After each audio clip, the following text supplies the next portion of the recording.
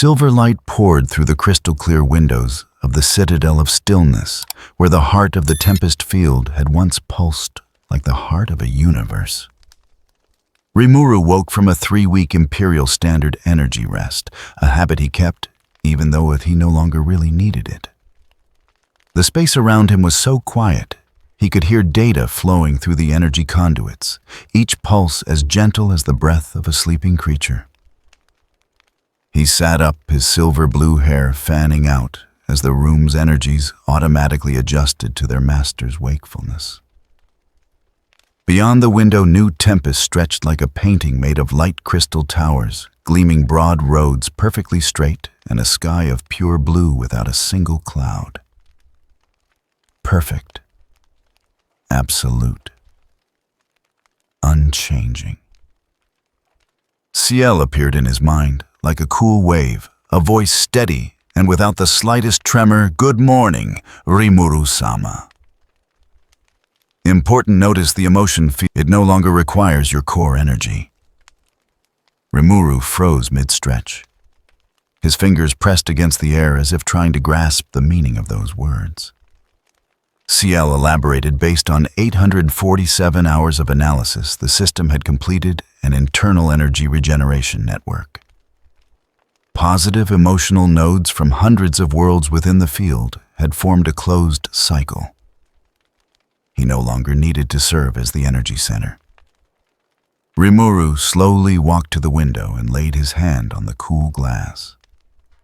Outside, a flock of energy birds flew past, beings born from the Tempest field's afterglow, glittering like living shards of crystal. They flew in a flawless straight line, not a single one off course. Tempest could live without Rimuru Tempest. He was no longer necessary to the world he had made. There was no answer for that feeling. Only the sound of energy flowing evenly through its channels. The Rimuru stood before a massive holographic data wall that spanned the central control room. Lines of code and energy graphs danced like a waterfall of light.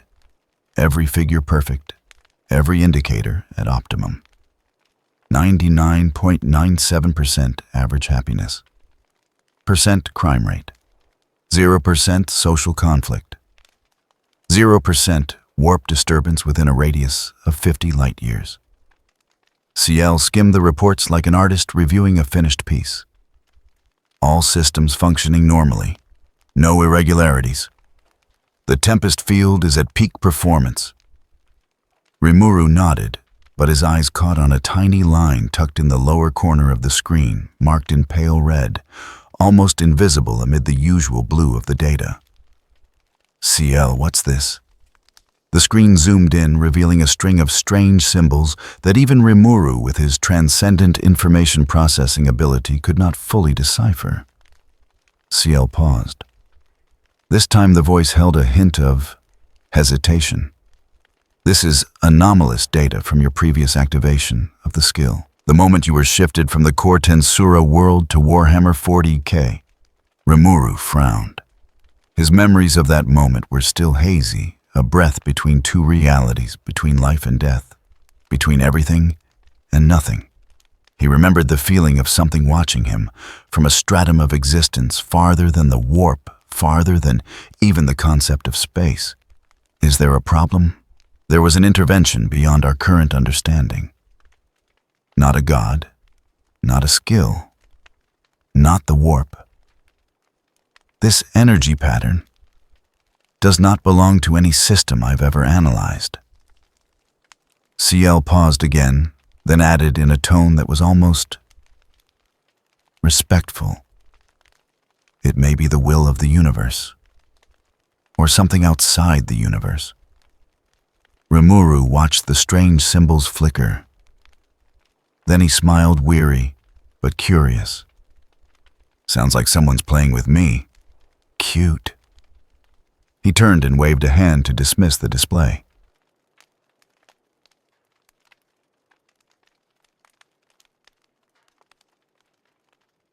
But a question lingered in his chest.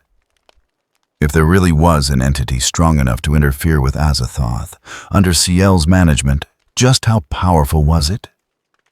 And what did it want from Rimuru, Tempest? Rimuru's train of thought was cut off by the doors of the central control room slamming open.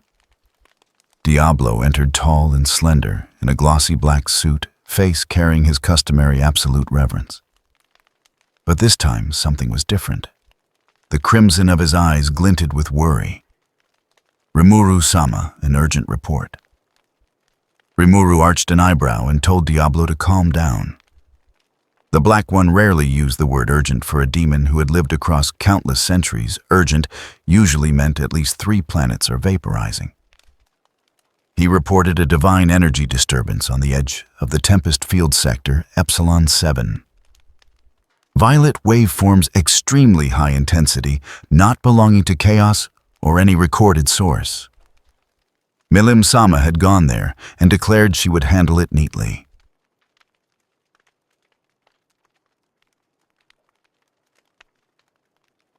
Ciel immediately projected images onto the screen. A region of space at the field's rim was shaking with brilliant violet lightning, rending the sky like cracks in a mirror. Each strike carried a kind of energy that briefly overloaded even Tempest's sensors. This one was strong, but if Millennium was the opponent, it would be fine. Suddenly Rimuru jerked as if remembering something. "Wait, what did you say?" "Diablo Millennium." "Yes, my lord." "Millennium-sama is extremely excited. I tried to dissuade her, but I couldn't stop her." Rimuru was silent for a beat, recalling the last time Millennium had fun half the surface of 3 planets gone and a moon kicked off its orbit. He sighed and rubbed his forehead. "Let's hope she's learned her lesson." Ciel spoke up. "Please rest assured. Based on the disturbance, Millennium-sama is greatly restraining her power. Otherwise, the entire Epsilon 7 sector could have been blown away instantly." Ciel took 3 seconds to analyze, an unusually long time.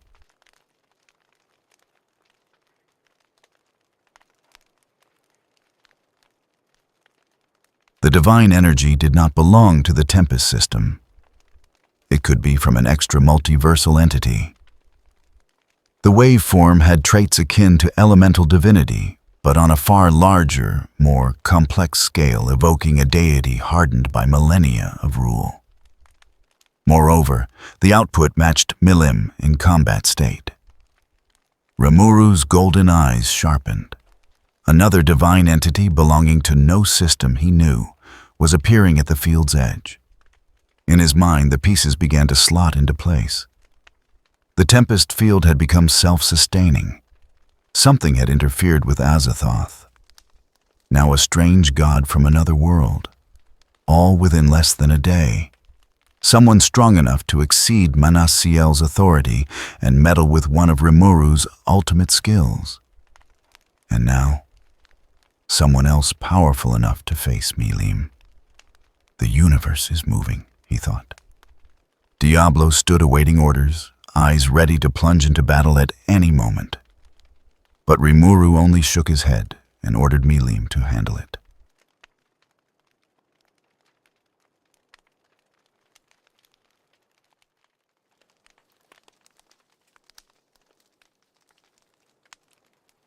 If it was her, the entity would survive, might even become a friend. Millennium only killed in earnest, when truly angry. He looked out the window where New Tempest still glittered in peaceful light. No wind, no clouds, no motion. The field runs itself now, Diablo Rimuru said softly. Even if I'm not here, the world keeps turning. Rimuru walked the streets of New Tempest in human form, a young man with silver blue hair and golden eyes wearing a simple white coat. No one recognized him. No one needed to. In a world where Rimuru Tempest was present everywhere, like the air, his physical body was a trivial detail. The city shone to the point of glare. Crystal-like buildings reflected the light as if from 1,000 mirrors. The broad streets were spotless and straight, and the people smiled. They smiled when greeting each other, smiled at work, smiled taking their kids to school, smiled while shopping at the market. But Rimuru heard no real laughter.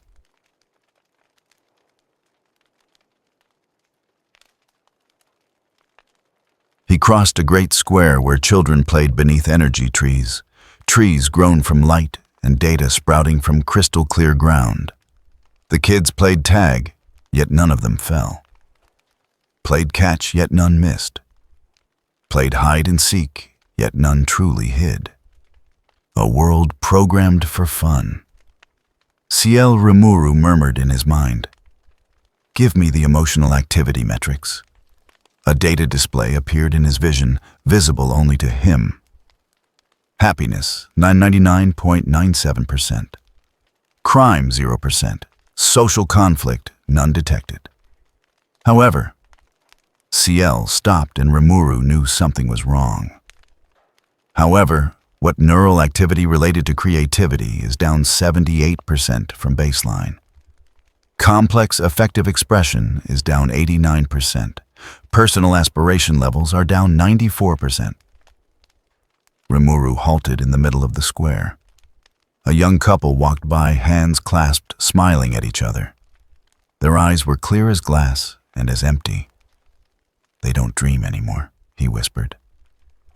Dreaming requires lack and desire. In the Tempest field, all needs are met. Logically, the concept of dreams becomes redundant. Rimuru said nothing. He stood there amid people moving with clockwork regularity and felt a cold emptiness spread from the center of his chest. In the center of the square stood a colossal statue of Rimuru Tempest, his slime form smiling brightly, arms open as if to embrace the world. At its base, a child of about 5 played with the ground, small hands shaping bright forms from Tempest energy. The child's mother sat beside him, stroking his hair with a gentle smile. The child looked up at the statue and asked in a clear, innocent voice, "Mom, is Lord Rimuru real?" The mother looked up at the statue, then smiled. "Of course, dear. Lord Rimuru is everywhere. Do you feel this light, this air, the happiness in your heart? That's all him. So, I don't need to see him. You don't, dear. He's already inside us." Rimuru stood not far away, hearing every word. A sensation like a soft blade passed through his heart. Not pain, but cold. When peace becomes a creed, its maker becomes a concept. When a god is everywhere, the god is nowhere. He turned and left the square. Behind him, the children kept playing, the mother kept smiling, and the statue kept standing motionless, eternal, breathless. "I don't see people," Rimuru whispered to the wind that wasn't there. Dusk fell over New Tempest, or rather the light adjusted to simulate dusk, for in the Tempest field, even day and night were optimized. The sky shifted to a steady pale orange. Clouds were painted like a picture, and the temperature dropped to the most pleasant degree per Ciel's analysis.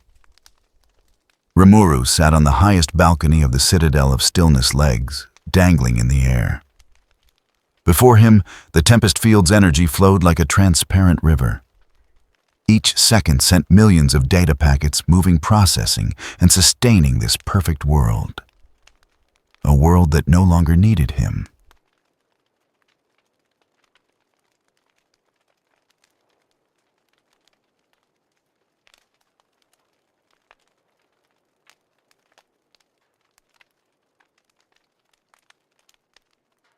Ciel, his voice broke the quiet. "Do you ever feel lonely?" The question made Ciel pause, a rare sign that even a sapient Manas could be surprised. "I am a part of you, Rimuru-sama. I have not experienced that feeling." "I know," Rimuru cut in gently. "But suppose you could. Would you feel lonely if you realized the mission you were born to carry out is complete silence?" A long silence different from the usual computational pauses. "You're sad," CL finally said, not a question. "No." Rimuru shook his head lightly. "It's just too quiet. Peace corresponds to stillness. Then did I create peace?" Rimuru lifted his gaze to the artificial sky, or did I build a giant, silent grave? This time, CL had no answer. No data could process that question. No algorithm could compute the boundary between peace and lifelessness. Rimuru stood and walked to the railing. Below, New Tempest glittered in the sunset, beautiful, perfect. "When fear disappears, people stop dreaming," he said, as if to himself. "When suffering disappears, they forget true joy. When everything is perfect." He stopped, then smiled a sorrowful smile never before seen on the face of an immortal god. "They forget how to live." A small breeze blew, real wind, not programmed. It had wandered into the Tempest field from somewhere at the edge, an anomaly the system hadn't corrected yet. It brushed Rimuru's silver-blue hair, carrying the scent of the outer void, cold, wild, alive. Rimuru closed his eyes and let the breeze touch his face. "If peace makes the heart stop," he whispered, "I'll teach the world to breathe again." Diablo appeared in the room, like a shadow-taking form, dropping to one knee at once with the impeccable posture of an ancient demon noble. He had sensed the shift in Rimuru's mood from afar. "Diablo." "I'm leaving Tempest for a while," Rimuru said without turning. The air froze. Diablo raised his head, crimson eyes wide with disbelief. "Leave Tempest. The field might run itself, but this universe still teemed with undefined dangers." Rimuru turned around, golden eyes clear. "The field runs itself now. I'm no longer needed. So I'm going to relearn how to restore feeling to my people. I want to go where humans still know fear, where they still cry, still hurt, but still dare to dream." Diablo sprang to his feet, mouth opening to beg for the right to escort him. This universe was dangerous. Chaos, tyrannids, orcs, countless entities that could threaten. "If Rimuru intended to go, please let me come, Numba. One word, short, final." But why? Diablo's voice trembled. Rimuru sighed and rubbed his brow, weary. "Because I need you to run things here, and monitor Millennium's battle." That was the excuse Rimuru offered. The real reason, he radiated demon aura like it was a fashion statement. Rimuru planned to learn to live like a normal person, not like a dark lord touring with a primordial demon as his butler. "Understood." My Lord Diablo bowed, low voice shaking with emotion. "But I have something more important for you." Rimuru stepped forward and placed a hand on Diablo's shoulder. "Hold the Tempest field. Watch for anomalies. If anything happens in my absence, I'll find a new secretary." Yes, with at least Shion-class measurements, Rimuru thought to himself. Diablo shuddered. He dropped to one knee instantly, hand to chest, forehead to the floor, swearing to protect Tempest with his life. Rimuru chuckled inwardly. Handling Diablo's eccentricity wasn't that hard. The central control room bathed in silver light from 1,000 holographic screens.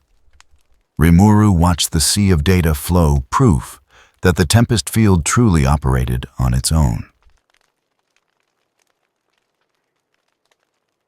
CL surfaced in his mind voice, as gentle as ever. A motion field absolutely stable. All positive effect indicators remain high. Probability of Tempest collapse during your absence, 0%. Rimuru looked down at the city below, its lights sparkling like 1,000 crystals. For the first time in centuries, he realized he was truly free. This world doesn't need me anymore, Ciel. But you are still the central emotional core. The field will feel your absence. Let it. Absence is also a form of presence. Ciel paused not to argue, but to acknowledge that Rimuru had decided. Where do you wish to go, where people still know fear, still cry, still hurt, but still dare to dream? Rimuru turned golden eyes brightening. I want to see the universe with my own eyes, not through reports. Ciel began the setup. A small bioship appeared in the dock. I'll forge a false identity within the administratum Imperium. Name Aogen Tempest. Occupation freelance engineer. Energy anonymity 99.999%. Rimuru chuckled. Aogen, huh? Suits the hair. Statistics confirm 96% of silver-blue-haired individuals find the name aesthetically fitting. Learning sarcasm, are you Cielno? I call it personality development. Ciel's tone was placid, but Rimuru could feel it. His ultimate skill was pleased. The display showed a galactic map. First destination, Arcturus Reach, a free spaceport on the border of Segmentum Obscurus. From there, you can go farther. A freighter named Nomad's Grace departs in 3 days. An image appeared, a worn station, cobbled from countless modules turning slowly amid debris and asteroids. Chaotic, free, alive. There's a strange energy signal near the route, an effective resonance similar to the Tempest field, but inverted, as if someone is trying to copy it. Rimuru smiled, eyes curious. Looks like someone's imitating me. Good, I'll see how far they've gotten. He walked toward the dock where the small ship waited. Ciel ready always. Wherever you go, I remain a part of you. Rimuru paused and glanced back at the Citadel one last time. Yeah, I know. Thanks for being here.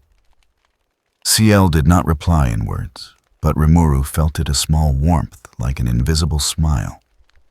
He stepped into the ship and sat at the helm. Silver blue light enveloped him. Ciel synchronized systems, feeling the entire vessel as an extension of Rimuru. Activate Etherion engines. Open a warp path outside the Tempest field.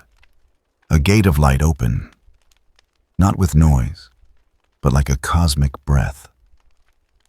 Rimuru looked back once more, the towers, the gardens, and the millions of happy souls beneath glass-like crystal. Heaven doesn't need me anymore, he whispered. But I need to know, do humans still know how to breathe? The Aogen Tempest slipped into space, leaving behind a strand of soft light like a hair.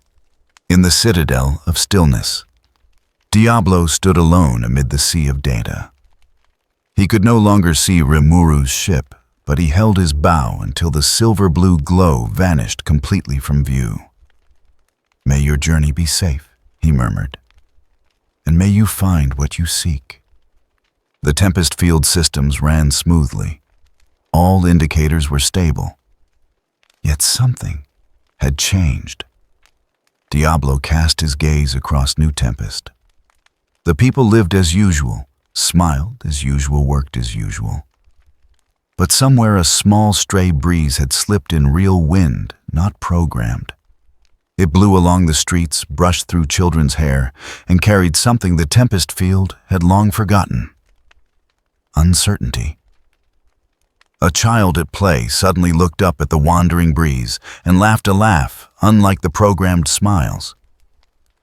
It was the laugh of surprise. The child's mother felt it too. She looked up at the sky, once absolutely still, where now a small cloud had formed. A real cloud, not a painted one. Is it going to rain? The child asked. The mother smiled, and this time the smile was natural. No, dear. The sky is breathing. The first drops fell real rain, not optimized. They were cold, unexpected, alive. Children squealed and ran into the street, hair soaked. Adults tilted their heads, feeling each drop on their skin. The Tempest field was no longer perfect, and that was what made it come alive. On the highest tower, Diablo let the rain fall on his shoulders, and for the first time in his immortal life, he understood why Rimuru had left. A perfect world is not a living world, he whispered. In the empty space between the stars, the Algan Tempest sailed across the galaxy, reflecting silver blue from distant suns. Rimuru sat at the helm eyes on the endless window. Ciel tracked the coarse processing data from thousands of sensors. In their shared mind, where Ciel always existed as an inseparable part, the familiar voice sounded. Tempest remains stable. Diablo is carrying out orders correctly. No adjustments needed. Rimuru reclined, eyes half closed, relaxing completely for the first time in ages. Good. Then, let's begin our lesson in being human. Ciel paused, a small, meaningful silence. An interesting lesson. I will observe with you. Rimuru smiled and closed his eyes fully. Starlight poured through the window, drawing glittering streaks across his face. Ciel, he said softly this time. Let's learn together. Yes, Rimuru-sama. The Algan Tempest slipped into the warp, leaving behind a wake of energy soft as breath. Ahead lay Arcturus Reach, along with the fated ship Nomad's Grace, and a journey neither the god nor his ultimate skill had ever known. The spaceport sprawled like a sleeping metal beast.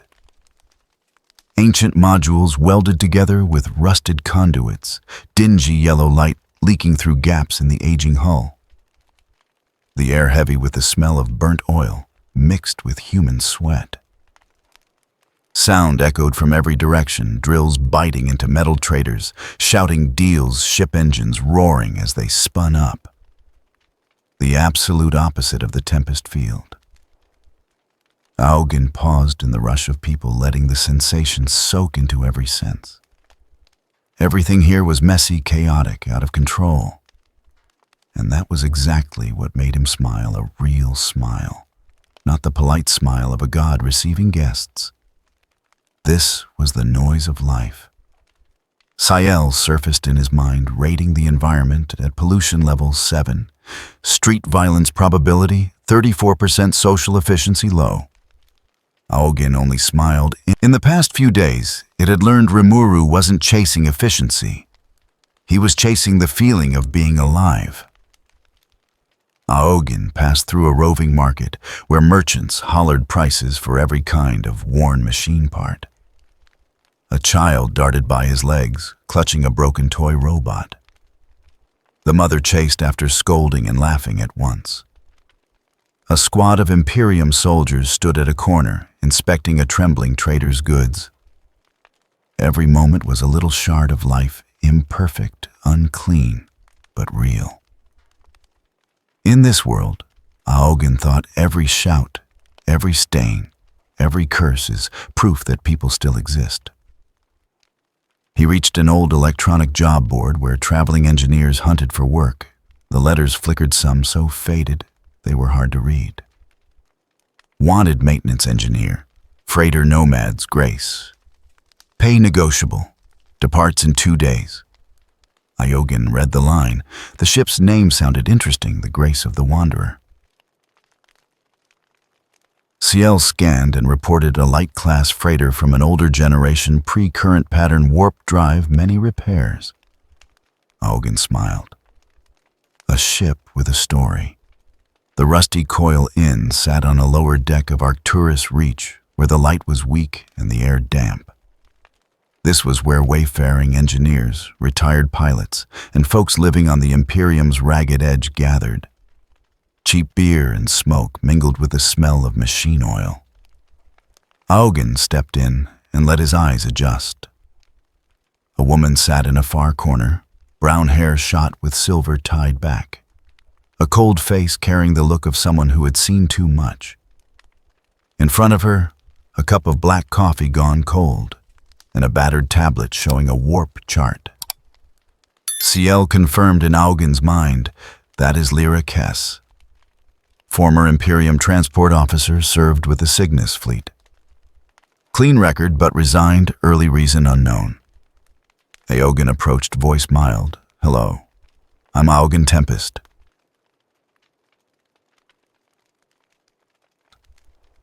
I heard there's a ship needing an engineer. Lyra looked up, gray eyes raking him from head to toe. Cool appraising. She remarked on his odd silver-blue hair, not frontier stock. Augen shrugged it off, must be the lighting, and sat opposite without waiting to be invited. Lyra slid the tablet over and introduced the Nomad's Grace. A light freighter from M38, an old warp-drive finicky systems outer hull, in need of welding. Augen scanned the data, frowning as if weighing it. The M38 drives tended to leak warp energy, dangerous. Lyra nodded, acknowledged, then said flatly, as long as you can weld warp conduits and don't fear ghosts, you're on. Augen chuckled, a small natural laugh. Ghosts, huh? The ship had ghosts now. Lyra didn't laugh. She clarified, not ghosts, just the things warp leaves behind. If that scares you, don't come aboard. Augen stood smiling. He wasn't afraid of ghosts. 2 days from now, dock D7, early morning. Don't be late. As Augen stepped out, Lyra stayed where she was, watching his back. There was something about him that felt warm, different from the chill she'd come to expect from drifters in space. 2 days later, Augen stood before the Nomad's Grace, too, feeling as if he were looking at an old painting done in metal and time. The ship wasn't big, about 80 meters long, shaped like a steel whale with its warped fins folded along the sides. The hull was scored with burn marks and impacts from debris, patches of paint flaked away to reveal dull gray metal. But what caught Augen's eye most was the faded lettering on the prow, Nomad's Grace, the grace of the wanderer. Lyra stood at the hatch, greeting him with a brief nod. Beside her was a young man of about 20, black hair in a messy mop, a face brimming with energy. This is Torvin, Lyra said. First mate assistant engineer. He talks too much, ignore it. Torvin grinned wide and waved enthusiastically. Hey, you're the new engineer. Great, I need help fixing the air scrubbers. They keep making a noise like someone singing opera. Not sure why, but it's a little spooky at night. Augen laughed. I'll take a look. The three of them stepped aboard. The hatch closed with a metallic whine, not the smooth hush of high-end tech, but the voice of something old and tired that was still determined to work. Inside the space was tight but clean. The main corridor was just wide enough for two to pass, lit by warm, flickering bulbs. The steel bulkheads shivered slightly as the engines spun, a deep hum rising like the heartbeat of an old creature that still wanted to live. Augen laid a hand on the metal, feeling the vibration. This ship had a story. You could feel it in the resonance of the hull. Ciel analyzed at once residual energy detected in the warp drive core. Irregular but not dangerous. Likely from transits through multiple distinct warp regions. Augen kept quiet, letting the feeling sink in.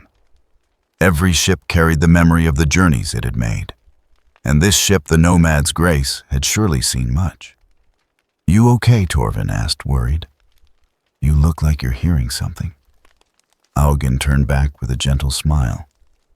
No, just listening to the ship. She has a soul. Torvin barked a delighted laugh. Exactly, I think so too. Nomad's grace is like an old granny who knows how to take care of the folks riding on her back. Lyra passed by, voice cool, but not harsh. Less poetry, Torven. Take him to the engine room. We leave in an hour. The first days aboard the Nomad's grace passed like slow breaths. Aogin worked in the engine room, a cramped space webbed with conduits and threaded with the unending bass of the drive. The tasks weren't difficult for him, but he deliberately slowed down, experiencing each step like a real engineer, checking welds one by one, wiping grease. Torven hovered nearby, spinning tales about their previous runs. The warp storm that tossed the ship for 3 days. The abandoned station full of ancient robot corpses. The time Lyra beat 3 space raiders with a battered plasma pistol in 3 rounds. Aogin listened, nodded, smiled at the right moments. No need to say much, just be there. Listen and let Torven feel seen. Lyra was different. She said little, drank black coffee, and watched. Sometimes she stood in the engine room doorway, silently observing Aogin at work with curious eyes. But she didn't ask questions. One night after Torven had gone to bed, Lyra sat at the controls, staring out at the river of stars. Aogin approached with 2 cups of coffee. She accepted without comment and kept looking outward. The quiet between them wasn't awkward, both were used to silence, each in their own way. Lyra studied him from the... Aogin wasn't like other engineers she had met. No complaints, no demands, just work and a smile as if savoring each moment. "What did you used to do?" she asked after a while. "Ran a place," Aogin said shortly. "Now, I want to relearn how to live." Lyra fell silent and didn't press. Everyone had a past. Sometimes the past should be left behind. On the 5th day, aboard the ship entered a dense warp region, energy unstable sensors chirping constant warnings. Lyra gripped the yoke eyes fixed on the screens. Torven watched the power systems yelping whenever a number jumped. Aogin stood at the cockpit doorway, studying the space outside. Warp wasn't for eyeballs.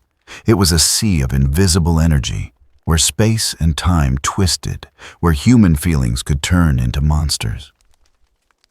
Yet through the ship's window, Aogin saw ripples of light blue, purple red, rolling like waves in a dream. CL warned in his mind, warp energy oscillation spiking. Recommendation: avoid this region. Lyra shook her head. Can't go around. We'd burn 3 more days of fuel. Aogin said nothing. He simply stood there and let the emotion field spread gently, not forcing, not interfering, just a thin veil wrapping the ship like a light mist. Then it happened. Warp, which should have been eternally chaotic, softened. Not silent, but the frenzied waves became gentler. Blue light from the emotion field suffused the void, not pushing warp away, but blending with it like 2 paints mixing. Torven gaped at the screen. What the warp is? Calming down. Lyra frowned, hands still on the yoke, but she could feel it, a warmth spreading through the cockpit, tangled with a strange sense of safety. Looks like warp is learning to breathe too, Aogin said softly, golden eyes on the shifting void. CL analyzed your emotion field is interacting with warp in an unusual manner. Not conquest, but symbiosis. Aogin stayed quiet. It was part of the universe, chaotic, mad, but still a piece of life. The moment lasted only a few seconds. Then warp returned to normal, but the Nomad's grace had slipped through unscathed. Torven exhaled in relief and grinned. We made it. I thought we were toast. Lyra only nodded and loosened her grip. She glanced at Aogin in the rear view, thoughtful. You did something, didn't you? Aogin shook his head slightly. It wasn't me doing anything. Sometimes, warp just needs to be listened to. Lyra didn't press, but in her heart, a small belief started to sprout that there are things in this universe science can't explain, and they're still real.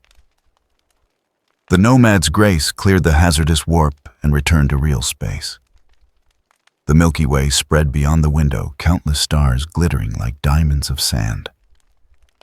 Lyra brewed a pot of tea, a rare luxury, on a small ship. She poured 3 cups and handed them to Aogin and Torven. "We've earned this," she said, her voice gentler than usual.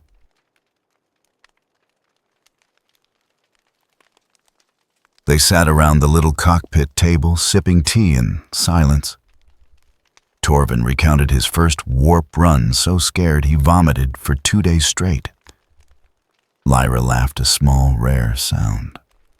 Aogin simply listened, smiled, and felt.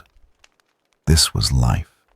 Not perfect, not grand, but real. After Torven turned in, Lyra lingered with Aogin. She stared out the window, quiet for a while, then said, "You remind me of someone." Aogin looked at her, waiting. "Someone who used to travel with us. Strange like you, but in a different way." Aogin didn't ask. Everyone had private memories. Sometimes they needed time before they could be told. Lyra took another sip, then stood. "Good night, Aogin." "Good night, Lyra." That night, when everyone slept, Aogin stood alone in the engine room. He placed his hand on the warp core and felt the gentle thrum like a beating heart. "CL," he whispered. "I think I just heard the universe breathe. Data inconclusive. No need for clarity. It's enough to know it's alive." For the first time since leaving Tempest, Rimuru felt something true, that in this vast universe, he wasn't entirely alone. This universe was alive, breathing, waiting for someone willing to listen. He left the engine room and returned to his little cabin. For the first time in centuries, Aogin lay down on a hard bunk, pulled a thin blanket over himself, and closed his eyes. Sleep came, not a god sleep, but a human one. Tired, warm, and peaceful. Aogin didn't answer. There was only steady breathing in the night and starlight twinkling through a small window. The Nomad's grace drifted across the sea of stars, her hull reflecting a soft sheen. Inside 3 souls slumbered one, learning how to love, one learning how to trust, and one still dreaming of journeys farther yet. And in the quiet of space, Rimuru peered into that infinite hush in his dreams and thought, the universe isn't silent. It's just waiting for someone to listen.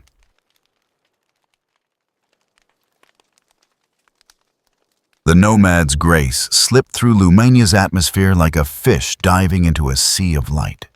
The cockpit displays flared so bright that Torven had to ratchet exposure down to 40%, then 30%, then 20%. Even so, the glare refused to yield. He shielded his eyes, muttering about how painfully bright it was. Lyra frowned at the readouts. The planet below emitted a continuous white radiance with no fluctuation, no day-night cycle. Even the oceans reflected an even sterile white, no clouds, no streaks of shadow. At the window, Aogin adjusted the filter lenses Lyra had handed him and still had to squint. In his mind, CL tore through the data. This planet has eliminated natural cycles entirely. Artificial illumination is controlled by a central system called the luminal core. No dark zones exist, not even underwater. The spectrum is optimized to suppress fear. Aogin said nothing, feeling the wrongness in the light. It wasn't sunlight, not warm, not alive. It was surgical lighting, cold, precise, and unfeeling. They think this light protects them, he thought. But it's killing what makes them human. They sat down at a small outlying dock, less lighting there, though still bright enough to read by at midnight. Not that there was a midnight. Here there was no night at all. Only eternal light, and light more eternal still. The three of them disembarked. The air was dry, clean, scentless. Everything was white buildings, white roads, white clothing. Even the sky was so white it was hard to tell where clouds ended and air began. "This place feels like a hospital," Torvin whispered. Lyra said nothing, scanning their surroundings with wary eyes. Aogin watched the people's steady gaits, expressionless faces, no laughter, no shouting. Everyone wore filter lenses as if they were part of the body. This is where people forgot how to be afraid, Aogin thought. Aogin went alone into the industrial sector where giant light towers stood like white colossi. Lyra and Torvin stayed behind to service the ship. The light bothered them like pins pressing into their eyes. He posed as a systems engineer carrying a fake toolkit CL had prepared. No one questioned it here. Engineers seemed to be the most common trade. The lights always needed maintenance. At the base of a tower, he met Ray. She was 10 in a white uniform, hair neatly cropped, eyes wide as saucers, pupils narrowed to pinpoints from a lifetime under overexposure. She was repairing a control board with astonishingly delicate fingers. She greeted him and asked if he was a lighting engineer too. Aogin nodded, sat beside her, and asked how long she had been working here. For a while, she said matter-of-factly. She'd learned to turn on the lights before she learned to write. Her mother said it was the most important skill. Aogin studied her, a 10-year-old speaking about work like an adult. No curious spark, no mischievous smile. Only complete focus on ensuring the lights never, ever went out. "Ever wonder why the lights must stay on?" Aogin asked gently. Ray looked up, puzzled. "If the lights go out," she explained, "the warp will swallow us. In the dark, the demons come." That's what her mother taught her. "What if the dark just wants to be seen?" he asked. Ray tilted her head like a little bird parsing a strange sound. She didn't answer, just returned to her task. But Aogin saw it, a glimmer passing through her eyes, something the luminal core hadn't smothered yet. Curiosity. Suddenly she asked if he wanted to see the central system. She had access clearance, and adults rarely went down there. Aogin smiled. Perhaps he should have a look. The luminal core lay deep underground, a vast chamber holding thousands of emitters stacked in concentric tiers, all turning slowly like a mechanical heart. The radiance had no direction, no shadow. It simply existed, saturating everything. Aogin stepped in and felt the wrongness immediately. This was more than lighting. CL spoke in his mind.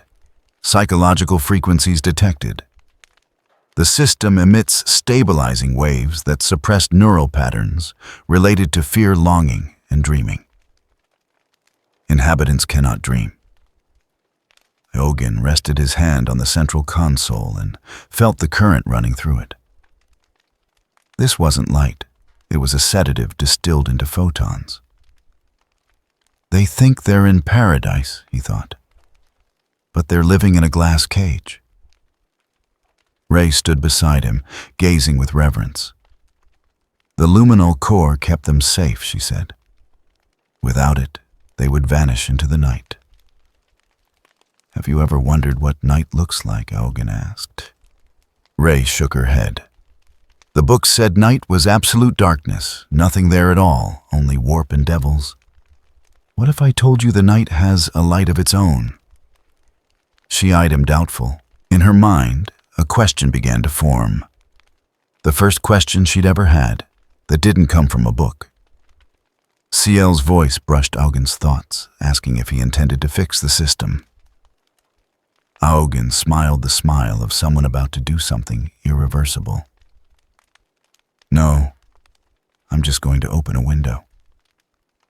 That night, or rather the moment that should have been night, if the planet remembered how to turn, Aogen and Ray slipped into the luminal core.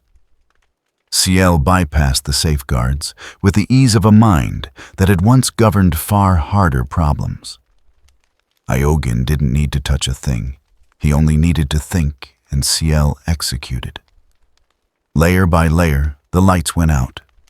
No sirens, no alarms. The radiance simply withdrew like late petals drifting from a flower. The first tier dimmed. Light dropped to 80%. The second, 60. The third, 40. On the surface, people lifted their heads. Something was happening, something that had never happened in their lifetimes. Darkness was coming. No one screamed. They merely stood and watched the sky grow darker, as if witnessing an impossible miracle. The fourth tier, 20, the fifth, 10. Ray trembled beside Aogen. Not with fear exactly, with the strangeness of not seeing everything clearly for the first time. I'm scared, she whispered. Good, Aogen said softly, his hand on her shoulder. Fear means you're alive. The last tier went out. Darkness fell. And the whole planet fell silent. Not the silence of death, the silence of awe. The sky wasn't truly black. It deepened to indigo, darker and darker, until it became a velvet black. And in that blackness, the stars began to appear, one by one, then by dozens, then by thousands. The Milky Way flowed like a river of light across an endless night. People stood in the streets, heads tilted back, tears running down their faces. They didn't know they were crying. They only knew they were seeing something more beautiful than anything they'd ever been taught. Ciel reported in Aogen's mind, her voice unsettled for once, an emotional spike across the population. Alpha waves reactivating. 2 847 instances of uncontrolled crying detected, creativity surging. Ray stared upward, pupils dilating for the first time in her life. Tears slipped down, catching tiny stars in their glimmer. I didn't know, she whispered, voice shaking. I didn't know the night had a light of its own. Aogen knelt to meet her eyes and wiped away her tears with a fingertip. Only in the night do people remember how to dream. Ray looked at him, then at the sky. Something long suppressed awakened within her, something the luminal core had tried to crush for 10 years. Imagination. I want to draw it, she said, trembling but sure. I want to draw these stars. Aogen smiled. Then draw. The system reinitialized after 30 minutes, just as Aogen had scheduled. White light seeped back over the sky like a settling mist. The stars faded. The dark retreated. The white reclaimed its ground. But this time, it did not win completely. People remained in the streets, eyes lifted toward where they now knew the stars were hiding behind the artificial glare. They did not forget. They could not. A man sat on a curb and put pen to paper, the first thing he'd written that wasn't a work report. A woman sang a melody not approved by the cultural registry. A child asked, "Can I draw the night sky?" Ciel sounded almost surprised. Creativity up 300% in 2 hours. 23 poems, 47 drawings, 156 instances of wordless song. Luminal core attempting suppression and failing. On the tallest rooftop, Aogen watched the city awaken to itself in a new way. He smiled light warm. Maybe they're remembering how to be human. Ray stood beside him, clutching a sheet of paper. Her first drawing a scatter of pencil stars. Are you leaving? She asked, sad but understanding. Aogen nodded. It was time. Who are you? He considered. Just someone passing through. People who are just passing through don't turn off a whole planet's lights, she said gravely. Aogen laughed. Then, I'm the one who wanted you to know that fear isn't the enemy. It's the friend that reminds you you're alive. She didn't fully understand, but she nodded, holding her star map to her chest, like treasure. The Nomad's grace lifted from Luminia's orbit, her hull reflecting the planet's divided face, half white, half deep blue-black. At the helm, Lyra watched the world shrink and murmured almost to herself, strange. Some people change an entire world just by passing through. Aogen didn't answer. He looked into the spreading field of stars ahead. Torvin chuckled. So you made a whole planet cry by turning off the lights, huh? Sometimes, Aogen said softly. People need the dark to see the real light. Lyra fell quiet eyes on the receding sphere. An old question stirred in her, one she'd buried when she left her unit. Suffering is why they turned the lights on, CL said in Aogen's mind. And it's why they dream, Aogen replied. The ship slid into warp, leaving behind a world that had just relearned the first lesson of living. Fear doesn't kill you, it makes you seek the light. And in that light, they found their own shadows, the ones they'd lost for too long. In a small room on Luminia Ray, pinned her star drawing to the wall. The white lamp still brightened the room, but now she knew behind that light stretched a sky larger, darker, and more beautiful. She closed her eyes and for the first time tried to dream. In that dream, the stars began to bloom. True light is not the light without shadows.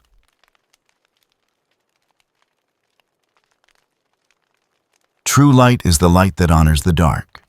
Sometime after leaving Luminia, the Nomad's grace slipped into orbit around Idle, a planet unlike anything Aogen had ever seen. From space, Idle looked like a jewel, its surface flowing with thousands of shifting colors. Not natural sunlight, bands of emotional energy streamed through the atmosphere, changing hue with the populace's collective mood. Lyra glanced at the feed and shrugged. Happiest planet in the sector, if you believe the ads. Aogen watched through the viewport. Idle's floating port blazed like a festival that never ended. Neon lights echoing music-loud laughter. Everything pulsed, crowded, alive. And yet something was wrong. CL analyzed in his mind. Artificial emotional energy detected. 97% of planetary power is emotion drive, extracted from residents' nervous systems. Structure resembles the Tempest emotion field, but inverted emotions are severed from the body instead of amplified. Correct. Emotions are a resource. Citizens trade joy, sorrow, and love for energy and currency. They disembarked. The air was thick with a chemical sweetness, the scent of bottled feelings. Stalls lined the concourse, each selling a different emotional flavor. Yellow joy, blue sorrow, pink love. A billboard flared across the sky. Feeling empty, try. Joy level 3, only 45. Credits min. Aogen stopped amid the crowd. People around him laughed, cried, embraced, all perfectly on cue. Smiles were the same, tears the same, as if everyone wore fitted suits of pre-measured emotion. If every feeling has a price, he thought, how much is a soul worth? Aogen wandered the market. Torvin went to buy parts. Lyra hunted for fuel. Aogen listened for the world's breath. A small stall in a quiet corner drew his eye, not because it sparkled, but a young woman in a white EDOS Corp uniform, the planet's largest energy conglomerate, sat beside a neural drain chair. Customers would sit plug in and have their feelings withdrawn. Aogen approached. She looked up and smiled, professional, practiced, with eyes that held no light. Welcome, I'm a Mira Level 3 Emotion Engineer. What would you like to withdraw? Today's promo drains sorrow. Get 10% joy for free. Aogun sat opposite her without taking the cable. He simply looked, really looked. Amira was pretty, but pallid brown hair, tied-back skin, too polished as if over-cared for. What caught him most was her gaze, empty as a room someone had cleared out. Not draining anything, she asked, smile steady. I want to know what you have left. The smile faded. She blinked, confused. What do you mean? You sell your feelings to live? What's left of you? Silence. The market roared on, but between them the air froze. Amira slowly lowered her hands. The smile vanished. For the first time, she looked like a real person. I still have my little brother. Leo. He has emotion paralysis. He can't feel anything. I sell my pain to pay for his treatment. She looked down at her fingers. They trembled. Pain sells best. Everyone wants to forget it, but no one dares live without it. CL's data flowed through Aogun's mind. Amira had sold too many memories, too many feelings. She no longer remembered whom she'd loved or lost. Only the instinct to survive and to care for her brother remained too fundamental to sell. Efficiency isn't living, Aogun said softly. She frowned. I don't understand. This system is efficient, he said. And it's killing you by degrees. A human can't live by selling their soul piece by piece. For the first time, real tears slid down Amira's cheeks, not purchased tears, but the tears of someone realizing how much she'd lost. Amira led Aogun to the city center, where the emotion engine rose, Idol's beating heart. A colossal crystal tower piercing the clouds. Inside, millions of streams of feeling flowed like bright rivers, gold. Blue, red, violet, compressed, processed, and redistributed as power for the entire planet. This is where everything is refined, Amira said. People come drain feelings, and those feelings are converted to energy. Idol needs no reactors or suns. We live on what we give up. Aogun set his palm to the crystal skin. Cold, vibrating. He felt the billions of echoes inside, laughter, sobbing, fear, love. All blended into meaningless noise. CL reported architecture matches the Tempest emotion field. Inverted. Instead of amplifying true affect, this system separates emotions from the self and converts them into fuel. Idol doesn't live on emotion, it consumes it. Aogun closed his eyes, sensing the immense flow. A perfect engine. Slowly murdering what makes people human. They think they're alive, he thought. They're running on a dead motor. It's beautiful, isn't it? Amira murmured, staring up, an entire world powered by feeling. And when the feelings run out, he asked. She didn't answer. She knew. Everyone did. No one dared say it. It happened without warning. Idol's sky dimmed, not night, but a darkness leaking from underground. The emotion engine shuddered. Light within the tower flickered madly. Emotional currents slammed together, spiraling into unstable vortices. Overload. Amira whispered, blanching. The system's overloading. CL's alert cut in emotion engine exceeds safety thresholds. Negative affect compressed too long is rupturing. Energy instability, they emerged. From cracks in the streets, from the air itself, from the shadows, translucent shapes crawled free. Human silhouettes warped. Bodies like liquid glass. Eyes hollow. Mouths smiling too wide. Emotion parasites.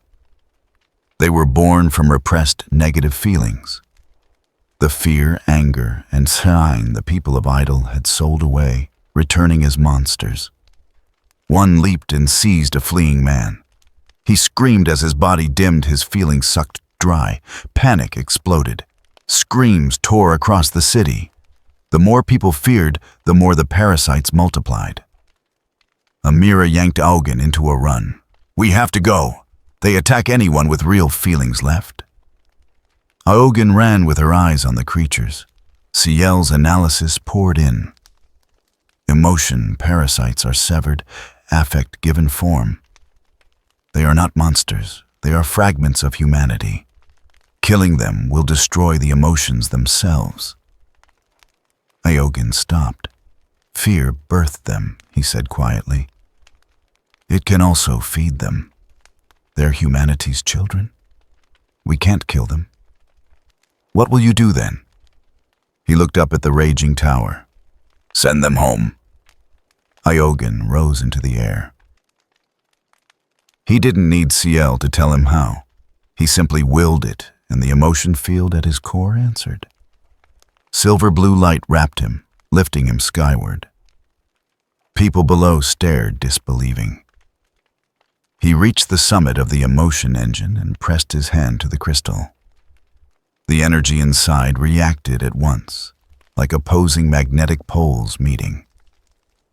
Ciel opened the emotion field. Minimum output enough to absorb, not destroy. Confirmed. But you will have to take in all negative affect. Neural risk is high. I'm not human. I'll endure. A beat of silence, then execution. The emotion field bloomed. Silver blue ripples unfurled from Augen like water draping the city. They touched the parasites. The translucent bodies shivered not with terror, but with recognition. Recognition that someone was accepting them. One by one they rose, drawn into the field. Augen stood in the storm of light, arms open, letting the darkness pour into him. The pain of millions, children's fear, the rage of the abandoned, the grief of the bereaved. It surged through him like a black river. His body shook. His golden eyes flickered. He did not let go. "You are not monsters," he whispered. "You are what they lost, and I'm giving you back." The field turned, not erasing the negative, but accepting and transforming it. Idle's sky became an ocean of light. Millions of emotion shards drifted like bright butterflies, each with its own color, its own story. People knelt, faces lifted, and for the first time in a long time, they felt. Not purchased joy, not packaged sorrow. Real feelings, messy, painful, alive. Amira threw her arms around Leo. The boy trembled, eyes wide, tears spilling. "Sis," he choked. I can feel. I'm scared, but I'm so happy." Amira wept the tears of someone reclaiming her soul. The emotion engine collapsed. Not with a bang, but gently, the crystal tower loosening into the artificial grid vanished, replaced by something far more real. Ciel sounded surprised, emotional energy no longer stable by technical standards. However, Idle's populace has rebooted authentic effective function. Creative output up 270%. Genuine happiness up 400%. Conflict up 150%, yet it is meaningful conflict.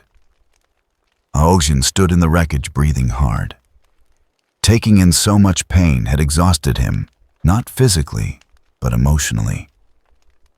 For the first time since becoming a god, he felt heavy, and for the first time, truly alive.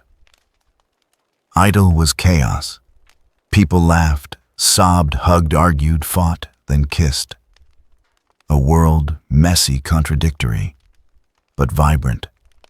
Before he boarded, Amira found him. She pressed a small card into his hand, a standard emotion storage wafer, but with only a single line engraved. Thank you for giving our pain back.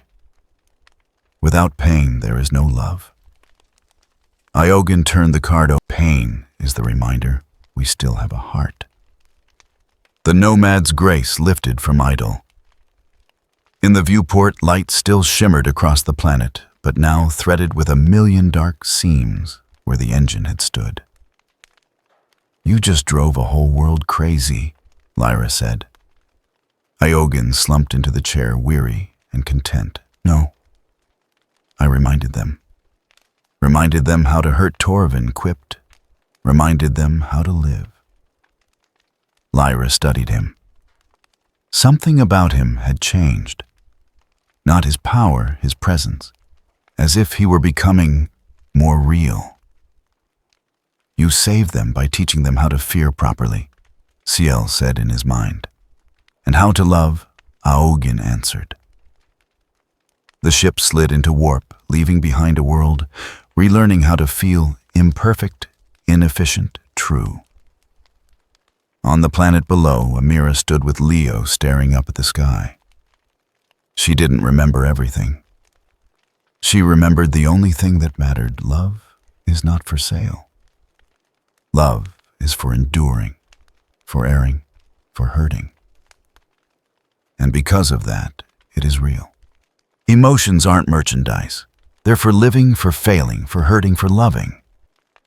Sometime after leaving Idle, the nomad's grace drifted through the deep between stars. No nearby worlds, no trade stations, only darkness and very distant points of light. Lyra sat at the helm, eyes on the energy sweep. This stretch of space was unnervingly quiet. No warp eddies, no ships, no signs of life. As if they were entering a dead zone of the universe. Then the signal appeared. Faint. Just a steady little throb, like a heartbeat in the vacuum. Lyra frowned and triple-checked. Not a sensor glitch. Something out there was alive.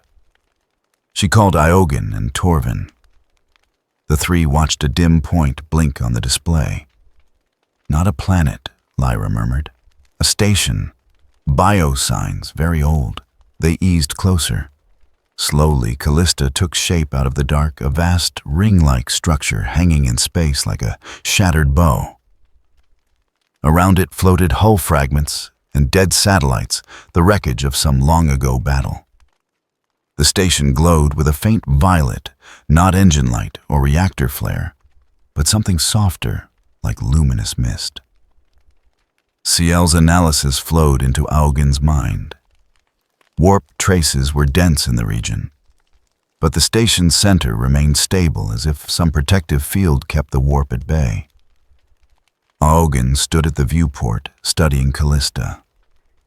Something about it felt familiar, not because he'd been there, but because he sensed an energy like the Tempest field and yet different. It didn't come from one person. It came from 1,000 hearts beating together. This place, he breathed, is so afraid, it's become a prayer. The nomad's grace latched onto an ancient external berth just beyond the shield dome. No dockmaster. No automated guidance. Only a weathered metal plaque. Callista shelters us. Believe. They entered through a narrow hatch. The air inside was warmer than expected, tinged with metal and something faintly sweet, the scent of worn-out hope. Callista's people wore silver gray, their faces tired and strangely serene. They moved slowly without rush or noise, like ghosts living inside their own dream. Iogen asked an old man seated at a corner. The man looked up, smiled thinly, and answered, "Callista shelters us," then turned away. He asked another. Same answer. "Callista shelters us." A third only smiled and pressed a hand to his chest, a gesture everyone seemed to understand. Lyra glanced around uneasy. "Feels more like a cult than a city," she muttered. Torvin kept quiet, fingers clenched around his tool bag. Something was wrong here. Not danger, a hush too deep like a room where no one had breathed in a very long time. Then the PA system chimed. A low tone rolled through the station, not words, just vibration. Everyone stopped. Together, hands folded, eyes closed. And in unison, they recited, "Callista shelters us. We believe. We fear. But we believe." Standing among them, Iogen felt the current rising off the crowd, not strong but steady like tide water. Their feelings, fear, hope, despair braided into a single stream aimed at the station's heart. CL parsed it. The station-wide shield was sustained by collective neural resonance, nearly as effective as high-grade sorcery, but anchored in belief. If they stopped believing, the shield would fail. They don't realize, Ogun whispered, that fear is the fuel that lets belief exist. He wandered the corridors while Torvin and Lyra hunted for fuel and spare parts. He wanted to understand how this place remained alive. At the center stood a small tower of frosted crystal. The surrounding walls were carved with names, hundreds, thousands each, a life lost. A middle-aged woman stood there slowly, wiping the wall clean. White robe, silver hair tied back a thin, composed face. She turned as Augen approached and offered a gentle smile. "Welcome. I'm Solen, the warden of the shrine." "I'm Augen," he said. "Who do you honor here?" She looked up at the names, those who died, and the faith they left behind. She led him down a quiet hall and told the story when the first warp storm hit. They lost everything, ships, comms, any hope of rescue. Only the station and a few hundred survivors remained. The last engineer to manage the shield, a man named Kalen, said, before he died, "If you believe, Callista will shelter you." From then on, belief kept them alive. Each day, they prayed and the shield never fell. "What if that belief fades?" Iogen asked. Solen did not hesitate. "Then we will fade with it." He said nothing more, but in his mind, CL whispered the protective energy showed unnatural variations. It might be a living entity, or had been once. Iogen could feel it. Callista wasn't just a station. It was a sleeping creature fed by the fear and faith of those within. A simulated night cycle dimmed the station's lights.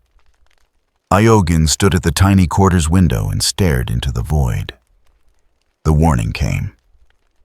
Not a klaxon, a cry from the shield itself. A long, tearing whine as if it hurt. Iogen ran out. People poured into the avenues, faces, white eyes lifted. Beyond the protective veil, something enormous coiled. Not a ship, not a rock, a living thing, an eidolon, Leviathan, an ancient warp entity, a sea serpent of black light kilometers long, winding around Callista like a strangling vine.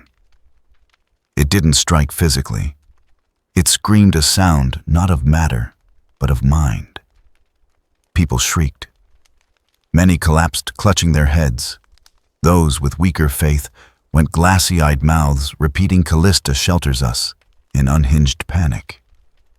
CL's urgent report, not a material creature, but a projection of collective fear, birthed of the warp and nourished by the people's terror. Lyra and Torvin tried to herd civilians. They stood eyes shut, praying through chattering teeth. In the plaza, Solen raised her hands and led the prayer in a hoarse voice, trying to keep people from breaking. Outside, the Leviathan tightened. The shield trembled and cracked in glittering seams. If it failed, the warp would flood in. They would all be gone in seconds. "If I kill it, they die with their belief," Iogen thought. "If I don't, it devours them on the fear they feed it." CL brute force won't work, only a change in how they feel fear. Iogen smiled the smile of someone about to do something reckless. "Then, I'll teach them how to fear properly." He stepped beyond the dome. No shuttle, no power armor.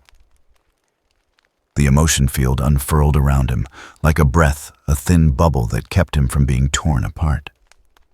He walked the empty between each step on invisible water. The Leviathan turned its vast head.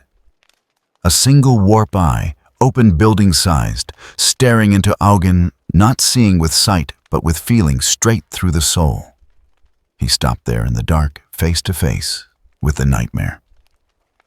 The emotion field flowed outward, not to strike, but to open silver-blue waves, lapping at the Leviathan, the station's shield, and the minds of the people below. His voice carried not in words, not in sound, but in pure feeling, threading into every mind. You fear the dark. That fear has protected you. Do not beg. Breathe with it. Down below. Solène looked up, eyes widening. For the first time in years, she understood. Faith isn't the refusal of fear. It is living with it. She cried out, her voice shaking but strong.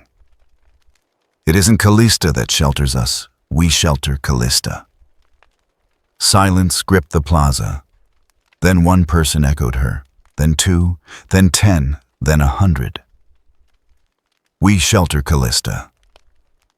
The neural tide shifted.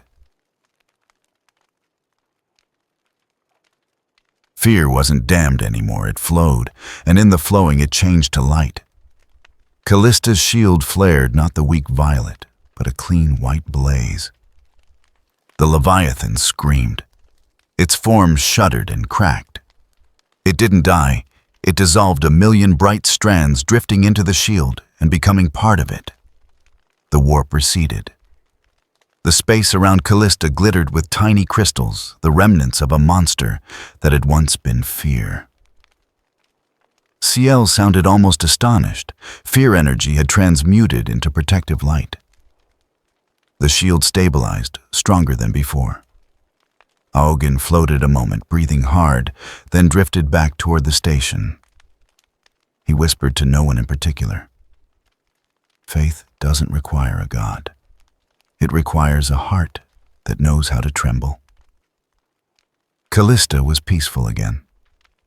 Not the dead stillness from before the calm of people who were breathing. They still prayed, but not by rote.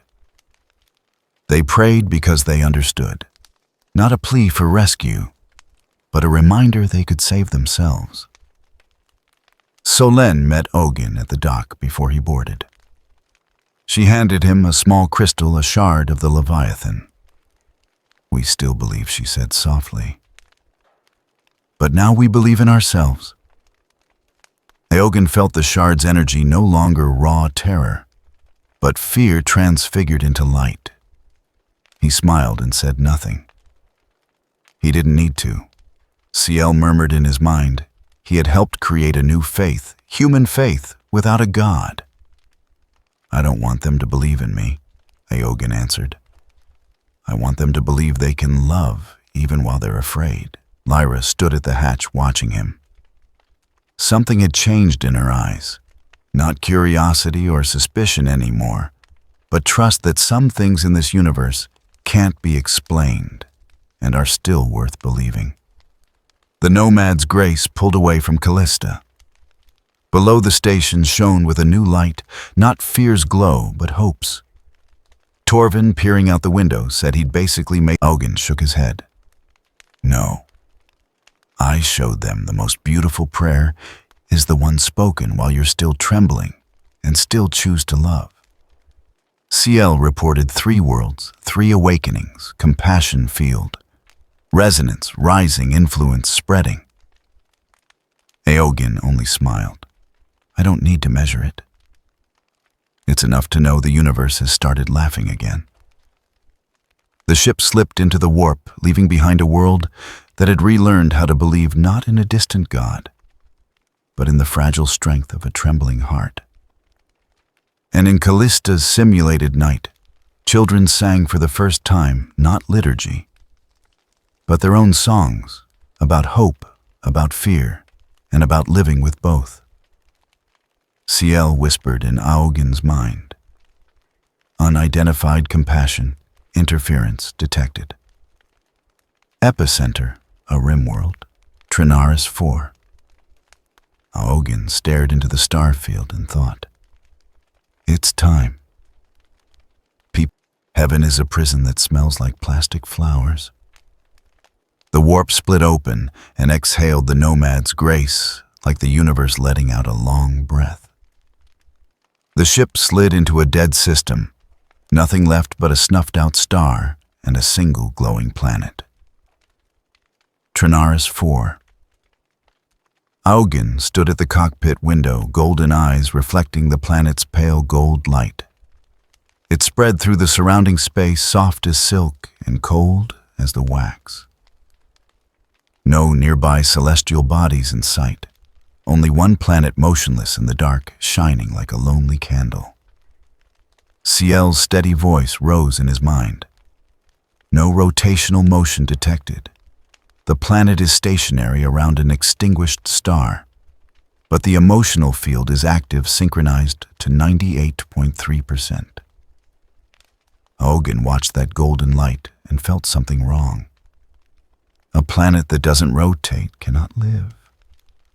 Unless someone forced it to. She said nothing, but her hand settled on the last pistol at her hip, the unconscious gesture of someone who has long lived with danger.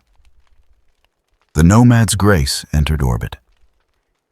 And for the first time since leaving Tempest, Aogen felt something he hadn't yet felt in the Warhammer universe. Smothered.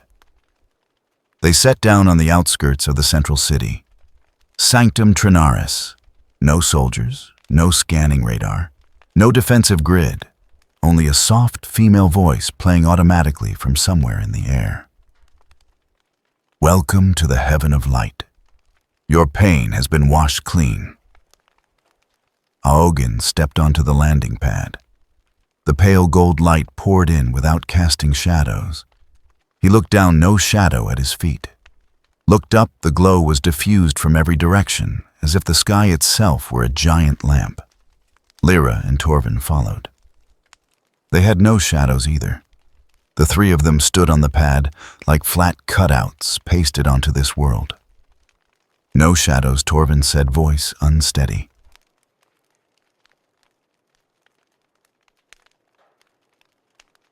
Where's the light coming from? Ciel analyzed.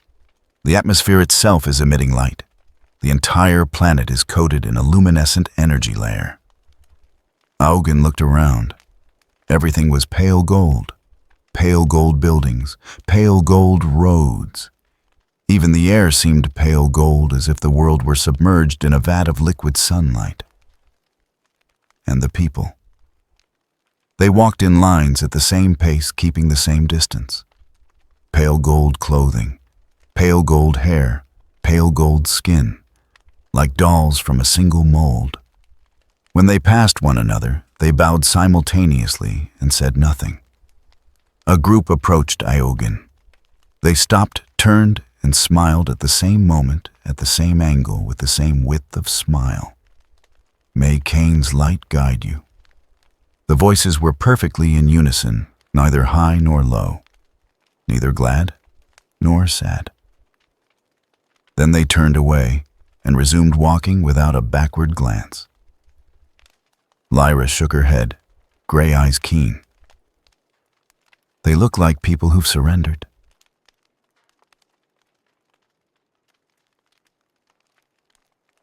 Aogen said nothing, watching them go. There was no tension in their faces, no flicker in their eyes. Every step on tempo, every breath at the same frequency. Perfect. Too perfect. When everyone smiles the same, he whispered, it means they've got no reason left to smile. They moved deeper into the city. Every street was spotless, no stains, no trash. The towers were sheer and identical, spaced by precise mathematical intervals. No noise, no children playing, no old folks chatting.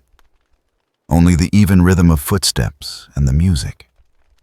It came from nowhere, from the air itself. A simple melody repeating like a lullaby, a mother might hum to a newborn. No lyrics, just a gentle hypnotic tune. Ciel swept data in Augen's mind, detecting a massive energy hub underground. Architecture analogous to an emotion engine. It copies your compassion field's framework, but locks the flow. One way, feelings are siphoned out and not returned. Beneath his feet, he could feel a faint vibration, a steady thudding like the heartbeat of a sleeping giant. Faith engine, he said. Confirmed. System designation, Faith engine, a belief transmuter. Symbols hung everywhere, a ring of light with 6 rays like a child's drawing of a sun. Under each was a line of gilded script, Holy Grace in silence. Lyra stood before one emblem, read it, then looked at Augen. See, no one cries, no one hurts. A perfect world. Augen looked at her, then back at the emblem. Perfection always has a smell. Here it's slow-burned plastic. Her brow knit, not understanding. But when she drew a deep breath, she caught it a faint sweetness like floral perfume, and underneath, something artificial. The scent of something dead preserved by chemicals. The smell of counterfeit perfection. At the city's heart lay a vast square so wide its edges vanished. The pavement was pale gold stone polished like a mirror. And in the center, a statue. Cain. Hundreds of meters tall, draped in white robes that covered the body arms, spread as if to embrace the world. The head bowed in benevolence. But the eyes, hollow shining gold, like 2 bottomless pits. Augen stood at its base and looked up. Light from unseen lamps washed over the statue's surface, making it seem to bleed light. Around it, thousands knelt in silence. They did not pray with words. They simply knelt, heads bowed, hands on their chests. Then the voice sounded. Not from speakers, not from the statue. It rose from within the mind, a warm, gentle male voice, like a father comforting a child. In fear, I grant you peace. In suffering, I grant you stillness. In tears, I grant you light. Everyone dropped lower at once. The air seemed to lose elasticity. Even footfalls vanished, as if sucked from the lungs of the world. Their mouths moved, but no sound came out. Lips forming words without voices. A mute chorus. I can't hear them talking, but there are 1,000 voices in my skull. Ciel's analysis flowed through Augen's mind. Neural waves are synchronized. Their emotions are being linked. They are not praying as individuals. They are praying as a single mind. Augen looked around at the kneeling faces. There were no tears, no sweat. Only faint, identical smiles. A prayer without words, he murmured, because they no longer have minds of their own to speak. The voice continued softer now, a warm tide washing through their thoughts.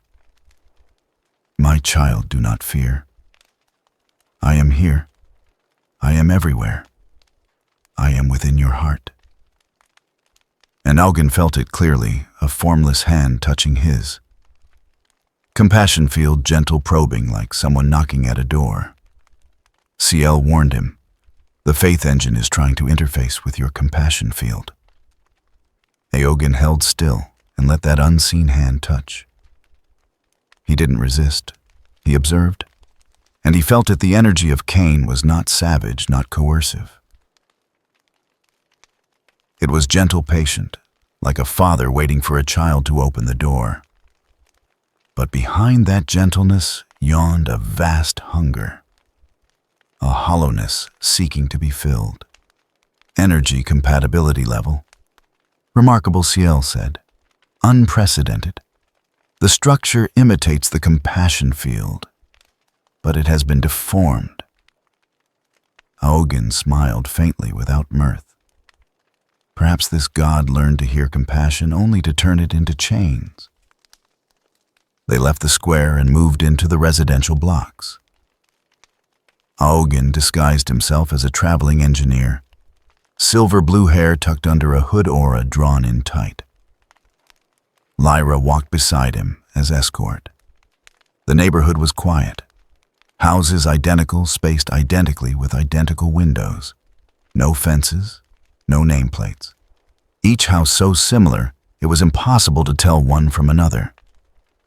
They met a young woman holding a baby.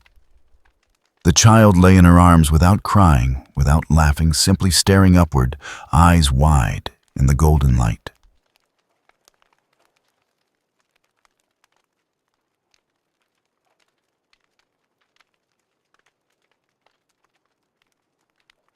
The woman saw them and smiled the same smile as all the others. "May Cain's light guide you." Aogen nodded and stepped closer, voice gentle. "Beautiful child, is the baby well?" She looked down at the infant, the smile never fading. Lord Cain has purified her fear. She no longer cries. Aogen regarded the child. She lay motionless like a doll, eyes wide, unblinking, fixed on the sky. The golden glow reflected in her pupils, turning them into glass marbles. "Did she cry before?" The woman nodded, voice still velvet soft. "Very much. She was afraid. She hurt. But now she is saved." Ciel whispered in Aogen's mind. The emotional field around them is perfectly stable. Brain activity is as low as deep sleep. They are alive, but not awake. Aogen looked at the woman, then at the child. He smiled a sad smile and said nothing more. He turned away, leaving them there in the gold light and the absolute quiet. "They're not living, Ciel," he murmured as they walked.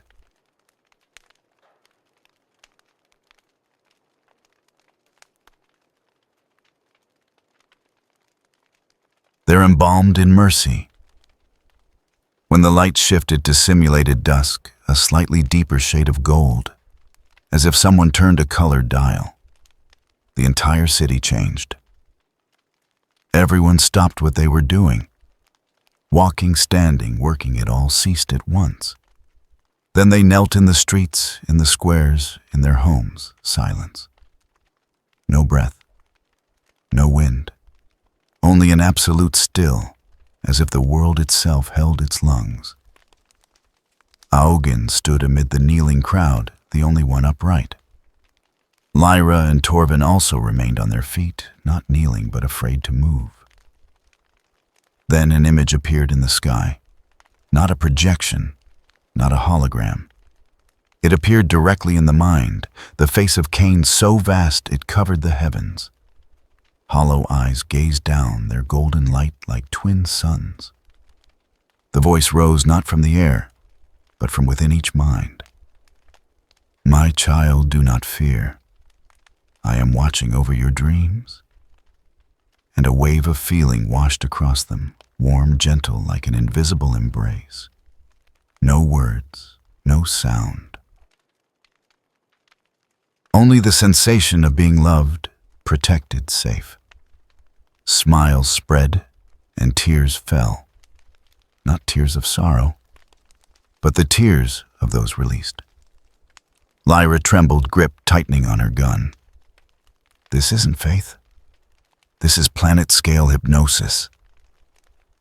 Aogen didn't answer. He only lifted his gaze to Cain's face in the sky and felt that surge of emotion trying to slip into his compassion field. Gentle, patient, unforceful, but unwilling to accept refusal. "No," he said softly. "This is programmed religion." When dusk ended, the light returned to normal. People stood and resumed their tasks as if nothing had happened. They did not remember kneeling. They did not remember crying. They only knew they felt at peace. Aogen walked among them, watching. Everyone smiled. Everyone was quiet. Everyone was happy. No one was alive. He stopped in the square and looked up at the statue of Cain. The statue's hollow eyes seemed to look straight down at him. Then, a golden filament of energy pierced through him, light exploratory like a finger tapping his shoulder. Cain's voice sounded in his mind, directly for him alone. "There is one who stands in my light and does not bow." The voice was not angry, not threatening, only curious. "That one bears a field unlike my own. Come, and I will understand your fear." Ciel's warning flashed. The faith engine has interfaced with your compassion field. The energy architectures are nearly identical, but reversed. If you do not resist, it will draw you into the system. Aogin smiled, a slight fearless tilt. Alike, but inverted. He stared up into those hollow eyes. Perhaps this god learned to hear compassion only to turn it into chains. Ciel said nothing, awaiting his decision. Aogin stood still, feeling the unseen hand tugging, inviting, coaxing. Not forcing. Let's see what remains of compassion once it's been drained dry. Night fell, or rather the light dimmed. They wanted to follow, but their bodies couldn't endure that energy. Aogin stepped into the beam. The light enveloped him, swallowed his small frame, and drew him upward, slowly, softly. No pain, no fear. Only warmth and gentleness, like being held. Cain's voice whispered, tender as a father's. "You will understand. Every soul needs to be lulled to sleep." Aogin closed his eyes and let the light lift him. Higher, higher still, until the city below shrank to scattered sparks and the sky above became a sea of endless gold. Below, the nomad's grace lay in stillness. Lyra stood alone in the square, staring up at the pillar where Aogin was vanishing. She didn't cry. She only stood there, hand clenched around her gun, and spoke a single prayer, not to Cain, but for the god she had only just begun to believe in. Come back. And in the sky, amid the golden ocean, Aogin opened his eyes. Before him, a colossal door was slowly opening. The door of the faith engine. The door of Cain. Faith is a weapon sharpened from fear. The amber light thinned and fell away.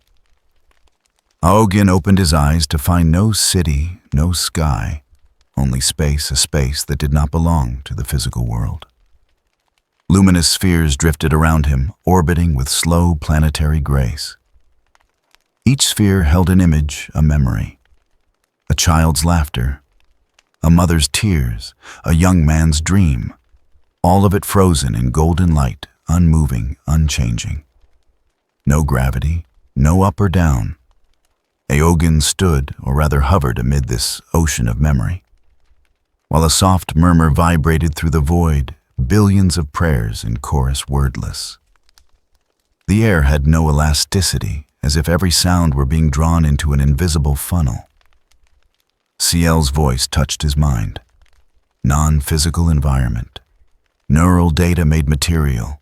You're walking in the planet's mind. Aogin looked at the orbs, each one a soul, each glow a caged feeling. So this is the faith engine.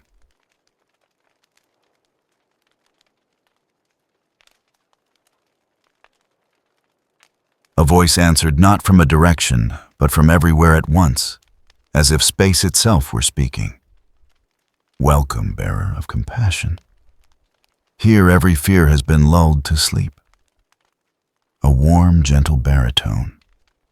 A figure stepped out across the glow, approaching with measured grace, each footfall leaving a comet of light in the air. Cain. Tall, spare, draped in white. Unlike the statue outside, he was not perfect. Threads of golden energy veined his body like luminous arteries pulsing in a calm beat. His face was kind, his smile quiet. His eyes, though his eyes were empty, no pupils, only golden radiance. Every time he spoke, the surrounding light breathed. You needn't kneel. Here I have taken even that need from mankind. He looked at Augin, or rather through him, at the compassion field, sheathing him like a thin veil. Cain called his compassion a scalpel, beautiful, but made to cut. He merely pointed out a scalpel saves. Someone else here was sealing coffins with lullabies. Cain laughed, not angry, only sad, and spoke of the work he trusted most. He had cured pain. No pain means no life, Augin replied. Cain turned, pointing toward the drifting lights. Look, each is a soul made safe. No fear, no tears, only peace. Augin watched. The spheres floated lovely as lit jewels, but they did not move. They did not live. Ciel murmured, his logic conflates peace with non-existence. Cain paused, then lower, as if telling an old story. Do you know the Red Choir massacre? The space shifted. The orbs dimmed, and a scene unfolded, a city on fire. Augin saw it not with his eyes, but with his mind. A great imperial city, its towers drowning in flame. Not the fire of war, the fire of faith. 2 sects, 1 God. The difference, a single line of liturgy. They butchered each other for that line. Images tumbled, a man a child trampled. Blood running like a river beneath a hymn. At the center, 1 figure knelt.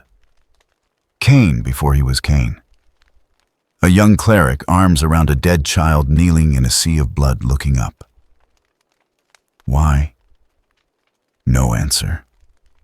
Only screams, only weeping.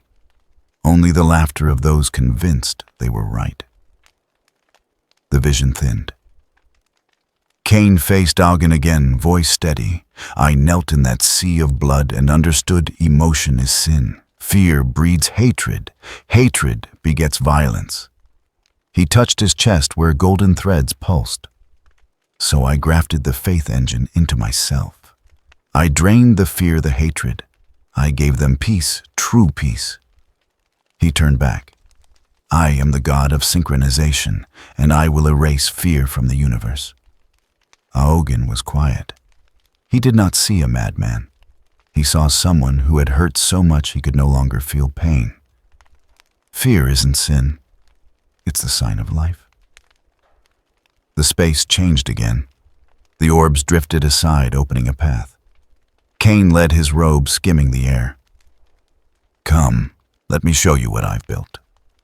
Down they went, or rather the world reshaped to carry them deeper into the faith engine. Augin saw them. Millions of golden spheres, tier upon tier, so high, there was no top, so deep, there was no bottom. Each shone, but the light wasn't warm. It was the light of a dead star. The storehouse of feeling, Cain said. Each sphere holds a severed emotion, pain, fear, sorrow. I don't destroy them. I preserve them. Augin reached toward a sphere and brushed it with a fingertip. A whisper bled out, thin, fragile. Let me hurt again. I want to see my child. He jerked his hand back. You've imprisoned them. I've protected them. Left free feelings ruin mankind. Ciel analyzed. It doesn't annihilate emotion, it archives it. Every extracted pain powers the planet's shield. Augin looked out at the ocean of orbs, each one a piece of a soul, each glow a strangled cry. Cain's voice remained gentle behind him. I call it mercy.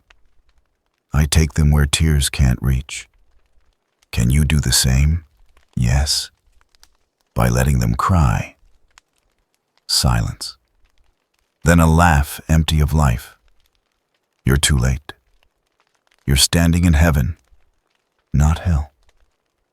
The gold brightened until shadows simply ceased to be. Aogun glanced down, no shadow. Only light burning everything clean.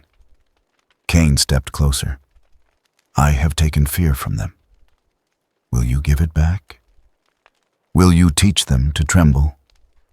I'll teach them to live. Ciel warned. Energy spiking. The faith engine is entering a defensive response. You're inside his brain. Cain halted in front of him. If you touch them, they'll dissolve. Their souls are bound to me.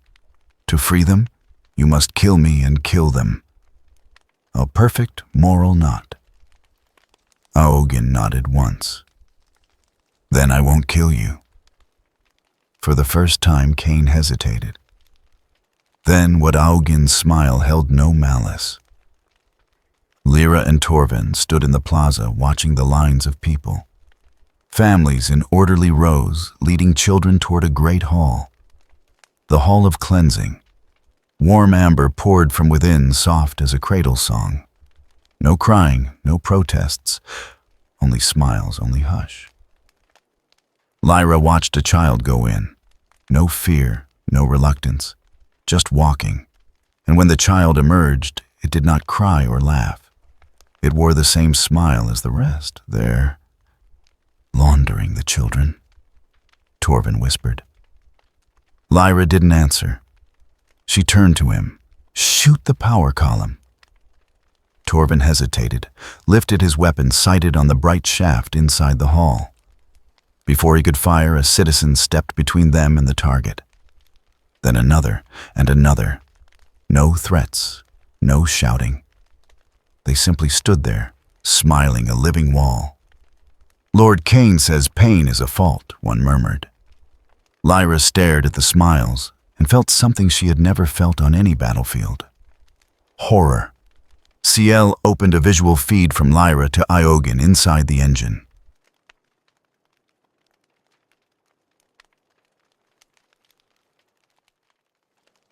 You should see this. Through Lyra's eyes, Aogun saw the line, the children. The cleansing that looked so calm, so bloodless. This is a singing morgue, he said softly. Back within, Cain spread his hands, as if in invitation. He asked for Aogun's dawn, asked to borrow it for his cradle. Merge compassion into the faith engine, and the universe would be stilled. Aogun smiled. I wasn't born to nail down lids. I don't close coffins, Cain said gentle. I teach people to sleep soundly inside them. He stepped close enough for Aogun to see the living filaments in his body like blood, like life, but not his own. The life of billions siphoned and locked.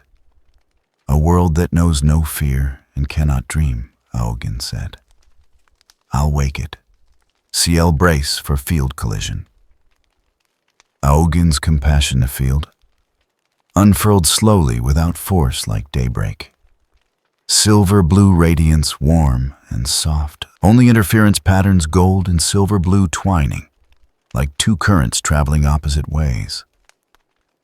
The faith engine shuddered. The sound was a choir knocked off its beat, reverberating through the void. Cain took a step back, and for the first time, he seemed unsettled. What are you doing? Giving them a choice. Compassion spread, brushing each stored emotion. No breaking, no prying. Just a knock, the lightest question, do you want to come out? The orbs began to flicker. Trinaris shook. Citizens halted in unison and sank to their knees. Their mouths formed calm. Calm. But the word fractured, trembling as if speech were trying to be born and couldn't quite find air. The gold sky blinked off on. Lyra lifted her face. The heavens were trembling. Aogun's doing something. A child in the plaza looked up. For the first time in years, it felt something that wasn't calm or happiness. Curiosity. At the child's feet, a shadow formed. A real shadow. Not a reflection, but the darkness cast by an imperfect light. The child stared at it, eyes widening. Then it smiled a smile that matched no one else's, a smile that belonged only to the child. Within the faith engine, Cain dropped to his knees. He clutched his head, gasping. They're beginning to remember fear. He looked up at Ogun, and for the first time those empty eyes held shade. What have you done? Ogun stood in a sea of shivering light, dawn silver compassion flowing from him. Given their darkness back, Sael's voice was almost hushed. Belief layer destabilizing 14%. Enough for people to begin remembering fear. The amber brilliance cracked like glass under strain. From those fissures poured other lights, not gold, not silver blue, but the 1,000 colors of the 1,000 feelings that make a life. Life itself. Cain screamed, not with his throat, but with the engine, a roar that shook the planet, rattled every tower, rippled every street. And in the sky of Trinaris, for the first time in centuries, a fracture appeared. A crack in perfect golden light. Through it, the people saw what they had forgotten for so long. Compassion saves no one if it's too afraid to hurt. The city of Trinaris was trembling, not from quakes, not from war. It trembled because billions of souls were beginning to wake, and the world was not used to the sound of crying. The faith engine's golden light flickered across the sky, off on, like the arrhythmic heart of some colossal creature. Buildings mirrored each stuttered beat, turning the whole city into a cracked mirror, trying to hold its shape. People collapsed to their knees in the streets. They clutched their heads, mouths repeating, "Calm, calm." But the words broke tangled with sobs. Some cried, some laughed, some screamed. None of them understood why. This was their first fear in centuries. Lyra stood in the central square, taking it in. A woman hugged her child and sobbed, not from pain, but because for the first time she feared losing the child.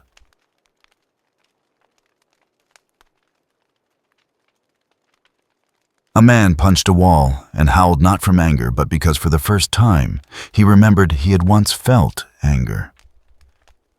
"They're remembering?" Torvin whispered, knuckles white on his gun.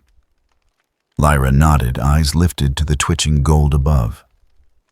Ogun's doing something. Inside the faith engine, Ogun stood amid a sea of shattering light. Emotional spheres around him trembled, their cores flickering like bulbs about to die. Ciel's voice entered his mind. They're remembering fear. The system can't tolerate real feeling. The faith engine is trying mass hypnosis to smother it. Ogun felt it clearly, a golden wave sweeping the planet, forcing everyone back into sync. But it no longer worked like before.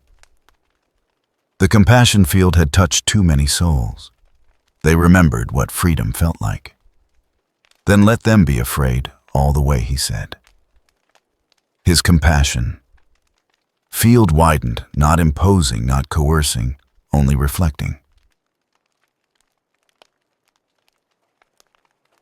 It became a vast mirror, throwing back every genuine emotion the people tried to hide.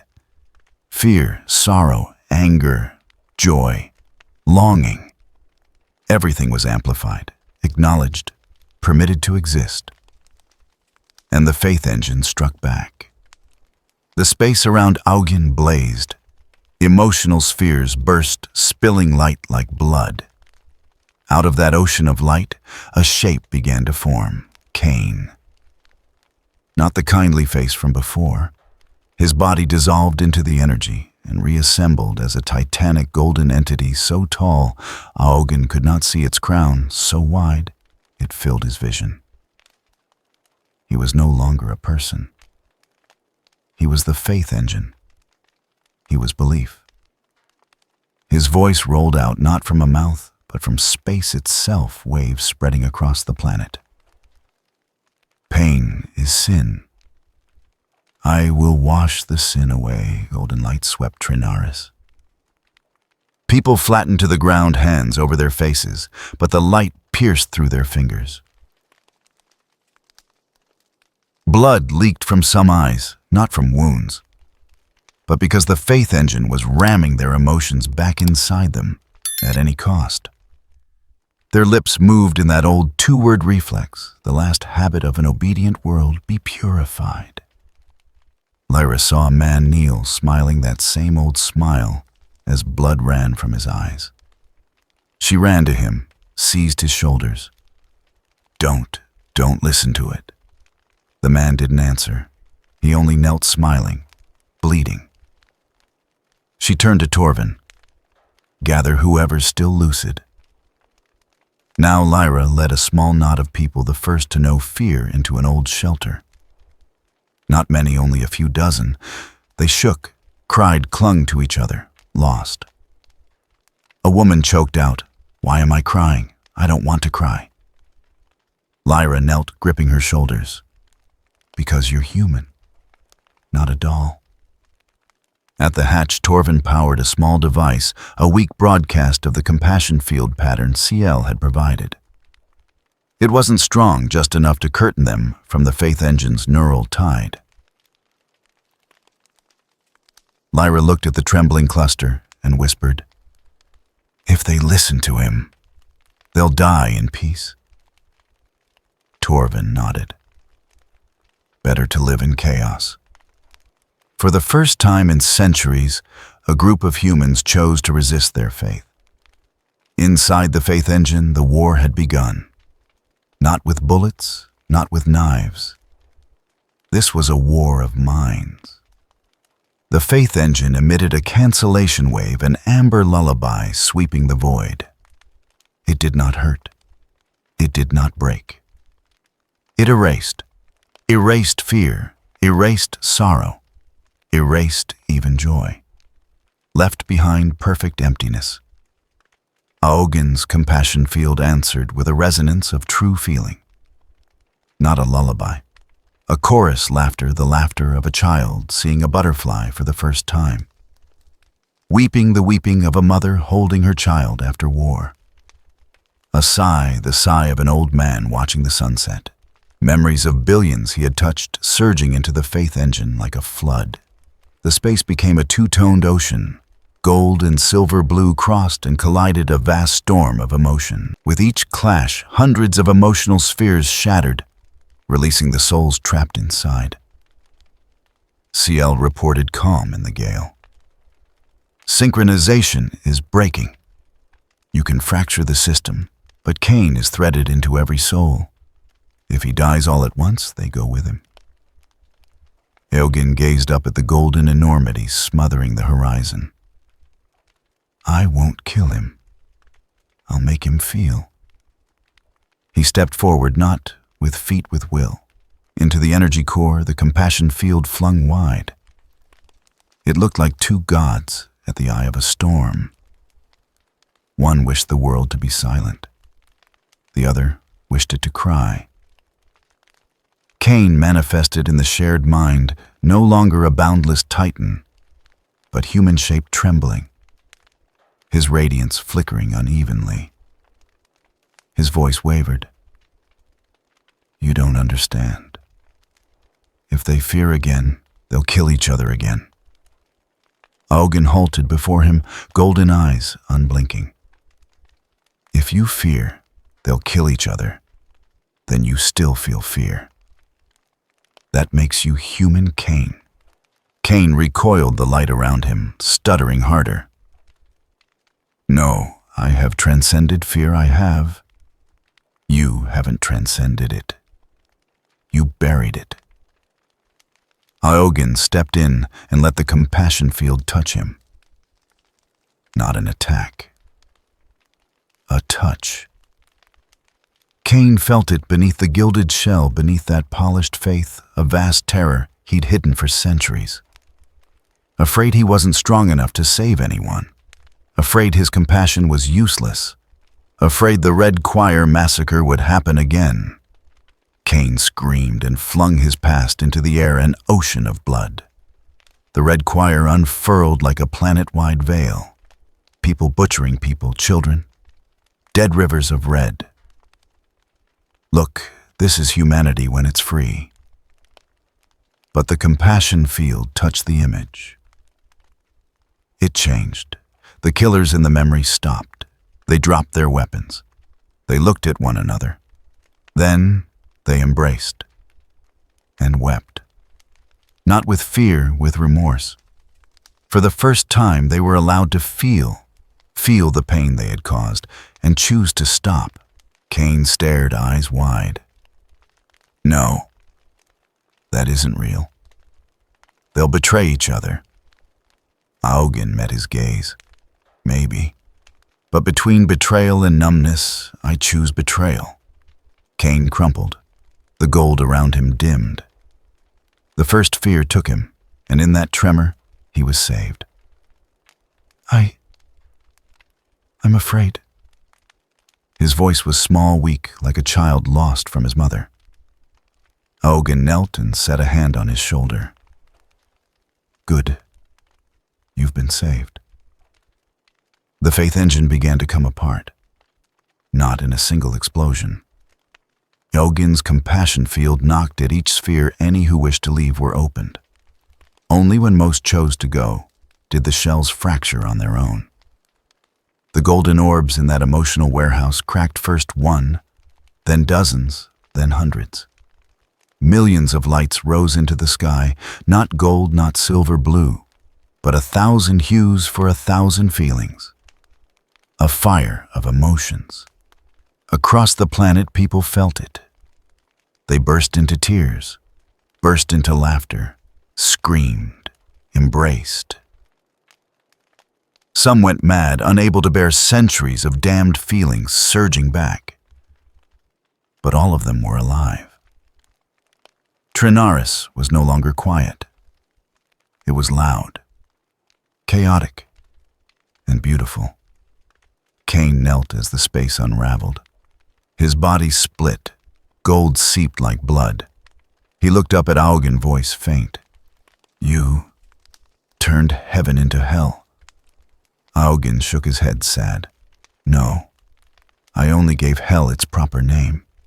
Cain laughed a small hollow laugh, but this time there were tears. For the first time in centuries, he cried. Ciel pushed a staged, unmooring protocol. The soul core bindings were released one by one, not severed. When the last joint came free, the core began to dissolve on its own. The faith engine shattered like glass. Gold bled into space and was gone, leaving only the gentle silver blue of the compassion field, like dawn after a long night. Cain faded. But before he vanished completely, he left behind a small crystal clear, faintly glowing, a remnant of faith. Ciel said. Augen picked it up and felt its energy. No more gold, no more compulsion, only a little trembling fear.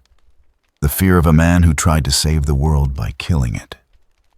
He closed his hand around the crystal and slipped it into his pocket. Rest now, Cain. The sky over Trinaris went gray. The ashen dome opened as the faith engine's golden wash thinned like fog, and weak natural light seeped from the distant stars. Not brilliant, but real. The city lay broken. Towers split. Roads cracked. Cain's emblems toppled and shattered. But the people came out. They stepped from houses, from shelters, from the halls of purity. They trembled. They argued. They laughed. They cried. They hugged. They fought. Chaos.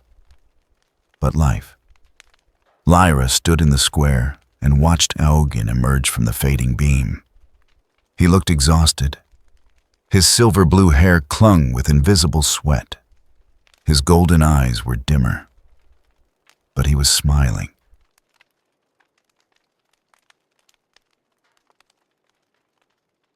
Lyra ran to him, words rising to say you won, but Augen only shook his head. His eyes held the answer. The victory was theirs. He turned to the people, the ones relearning how to live, to feel, to be human. Ciel's even tone returned to his mind. Faith engine destroyed, but an odd residue remains in the warp, source unidentified. Iogen was quiet, then spoke softly. Not residue. He left a piece of himself in the universe. Ciel didn't answer at once. Then, with a trace of uncertainty, You mean, Cain wasn't the only one? Yes. He was only a reflection. The true source is still out there, much larger. Iogen lifted his gaze to the far stars. A greater storm is coming.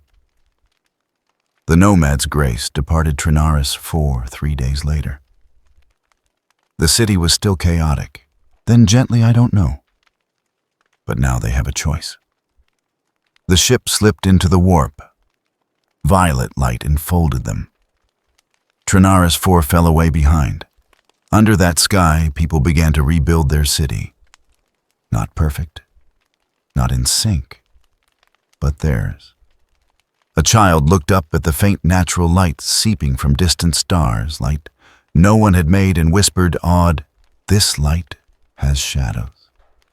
For the first time in centuries, Trinaris 4 had real light and real darkness unprogrammed. It had life.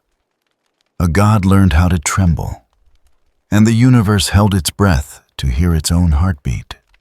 The Nomad's grace slid through the warp like a droplet in an ocean of violet light. Her hull reflected the silver-blue glow of the compassion field, not just encasing him anymore, but spreading outward in invisible ripples. Ciel's voice entered Augen's mind with a faint anxiety. Your compassion field is diffusing. Propagation rate 43.2% of the outer warp. Each region of space is reacting differently. Aogen stood at the cockpit window, watching warp light stream by like the river of time. How are they reacting? Some love, some fear, some fight. Some awaken. He fell silent, feeling the distant tremors, the echoes of emotion from thousands of worlds, millions of beings. As if the universe itself were relearning how to breathe. So I've touched both gods and monsters, he murmured. That changes the universe. No. It only reminds them they still know fear. And across that vastness, things began to move. In the cockpit, Lyra stood beside him, gazing into the warp. The quiet stretched until she spoke softer than usual. You remind me of someone. Augen glanced over, waiting. Before you came aboard, we had a man on this ship. He was so quiet, I forgot he was still breathing. She paused, eyes drifting outward. He said his name was Juran Vey. Augen listened. He didn't laugh, didn't talk much, just did good things. Repaired the ship, got us through dangerous warp patches, made everything around him safe. She gave a thin smile. A strange kind of safety.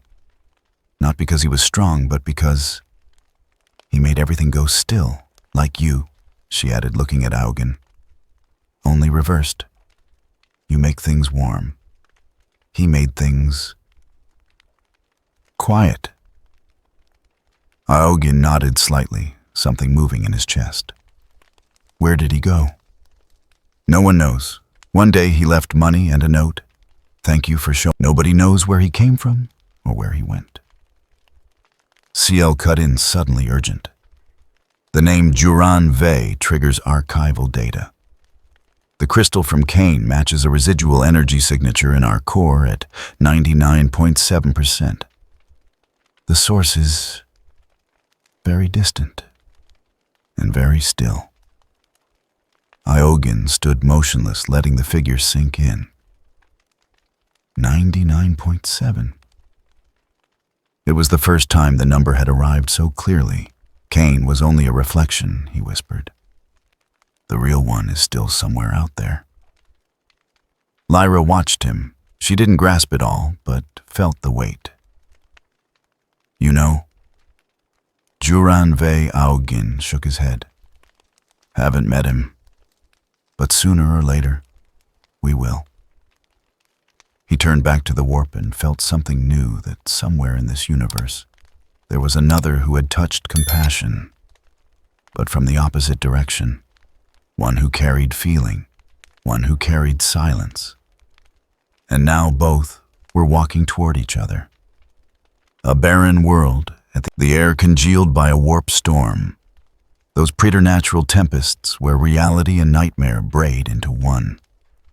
Millennium Nava stood in the ruined fields, her whole body blazing with violent pink. Silver hair whipped in the wind.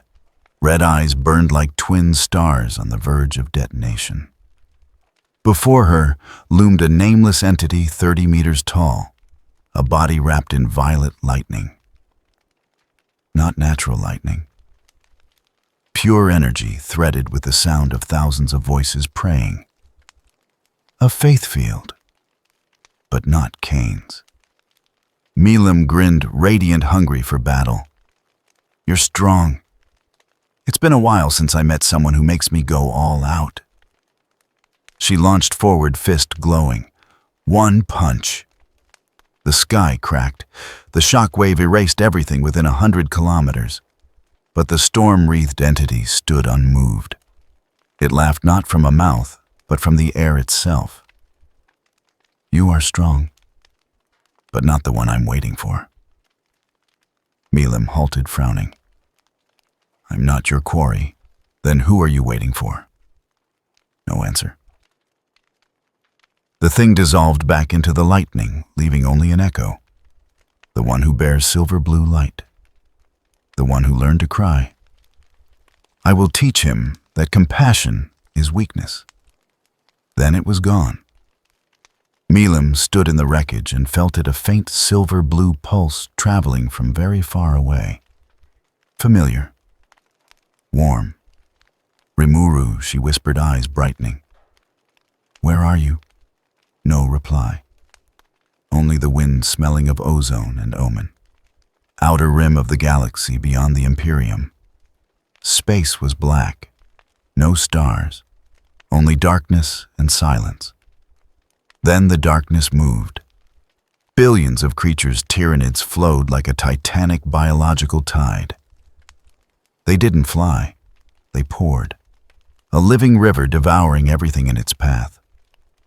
At the swarm's heart, something different rose. Tyranid Z. Unlike the rest. Larger, more an emotion field. The emotional wave from Trinaris 4, where billions had just relearned fear, love life, was spreading. Z sensed every tremor. It whispered through the neural web, not in sound, but in pure pulses. They sing of life. Then let me taste it. The swarm turned as one. Billions of bodies, a single organism, began moving toward the Imperium. Operation Light Eater had begun. Deep warp where time and matter have no meaning. Reality twisted into impossible shapes. The Chaos Gods dwelled here, Khorne of war. Tzench of schemes, Nurgle of rot, Slayanesh of ecstasy. And now they were fighting, not each other, a single foe, the Doomslayer. He strode through Khorne's seas of blood, his armor scored with sanctified scars. Each step branded the warp itself. Each punch tore holes in belief. A Khorne demon lunged vast, all muscle and spikes. The Slayer didn't dodge. He met it. One punch. The demon burst into rain. There are no gods, he rumbled. Khorne roared from a throne of skulls, his voice shaking the warp. You slay my spawn. I will drink your blood. The Slayer looked up, unblinking. Try. He charged. Khorne crashed down. Their impact sent shockwaves through hundreds of dimensions. And in that instant of collision, a strange thing happened. A silver-blue current, the distant compassion field, brushed the warp. It wasn't strong, just a breeze. But in the warp where emotion is matter, even a breeze can trigger a tsunami. Khorne halted. The Slayer halted. Both felt it, a foreign sensation, born neither of war nor wrath.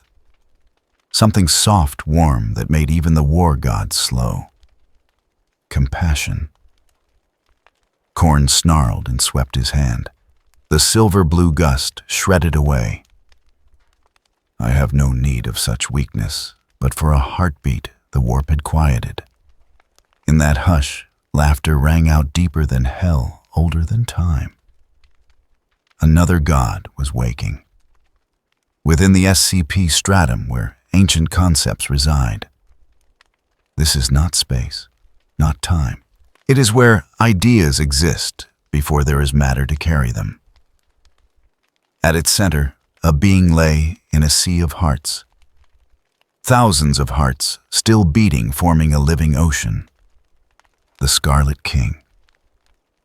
Colossal chains plunged into his flesh, binding him in sleep. Each chain forged from the faith of billions, the belief that he could not be, that he was only nightmare, that love would triumph over hate. But now, the compassion field's tide reached him. It touched a chain. A crack appeared. The Scarlet King opened his eyes, 7 burning like hellfire. He did not move. He simply looked and smiled. The universe is learning to love again. Good, for only those who love deeply can fear deeply. A drop of blood fell from the fractured chain. It did not fall down. It fell up into the warp, blossoming into a new pink star, born of fear and fed by love. The Scarlet King closed his eyes once more. Not yet, but soon. A small freighter drifted in Imperium neutral space. Inside, a skeleton sat alone in the dark. Ain's Ual gown. He needed no light, no air. He only sat watching the guild ring on his finger glow faintly. Data pulsed in from the old soul web signals Nazarick had gathered across the universe. One of them made him still. A compassion field.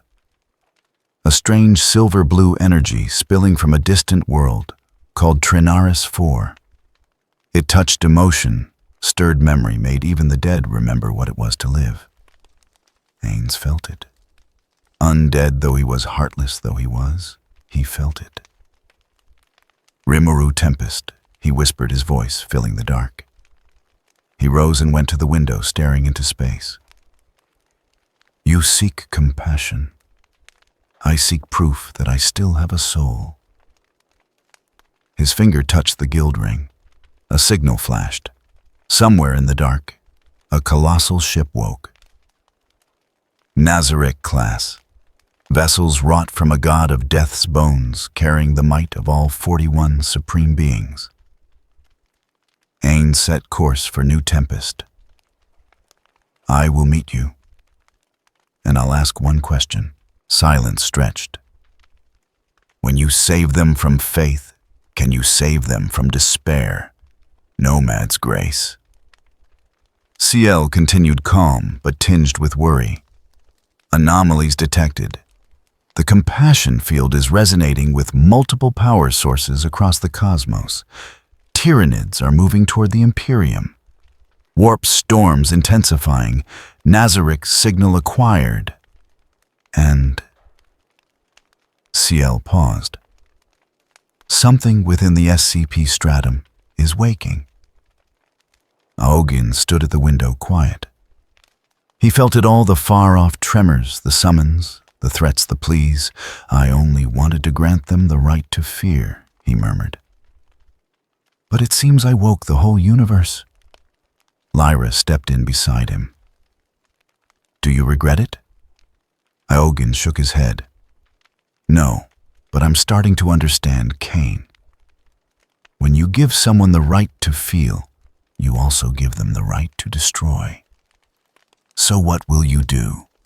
He turned smiling, not fearless, not cocky, simply steady. I'll meet them all. Those who love me, those who hate me, those who want me dead. And I'll ask, do you still remember what it feels like to be alive? The warp engines spun up. Violet light folded over them. The Nomad's grace slipped into the between space, leaving a silver-blue wake braided with distant gold. And everywhere things began to move in one direction. Milim lifted her face, felt the compassion field, and grinned. Rimuru, I've found you.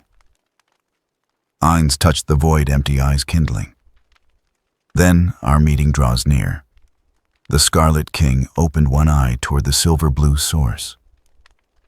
The child learns to love. I will teach it to fear. Tyrannid Z shrieked, hurling the swarm at the Imperium. Light! I want the light! The Doomslayer clenched his fist. The glow on his helmet caught a thread of silver, blue, and gold. Another god to kill. And somewhere in the warp, the violet lightning being laughed. The one with compassion. I am waiting. The universe inhaled with faith, and will exhale with war. But between the inhale and the exhale lies a moment of silence. A moment in which everything from God to monster human to machine feels one truth. They are still alive. And while alive, they can choose. Choose love, choose hate, choose war, choose peace. The compassion field compels no one. It only reminds. And that is why it is more terrifying than any weapon. Because it restores to the universe the most dangerous thing of all, freedom.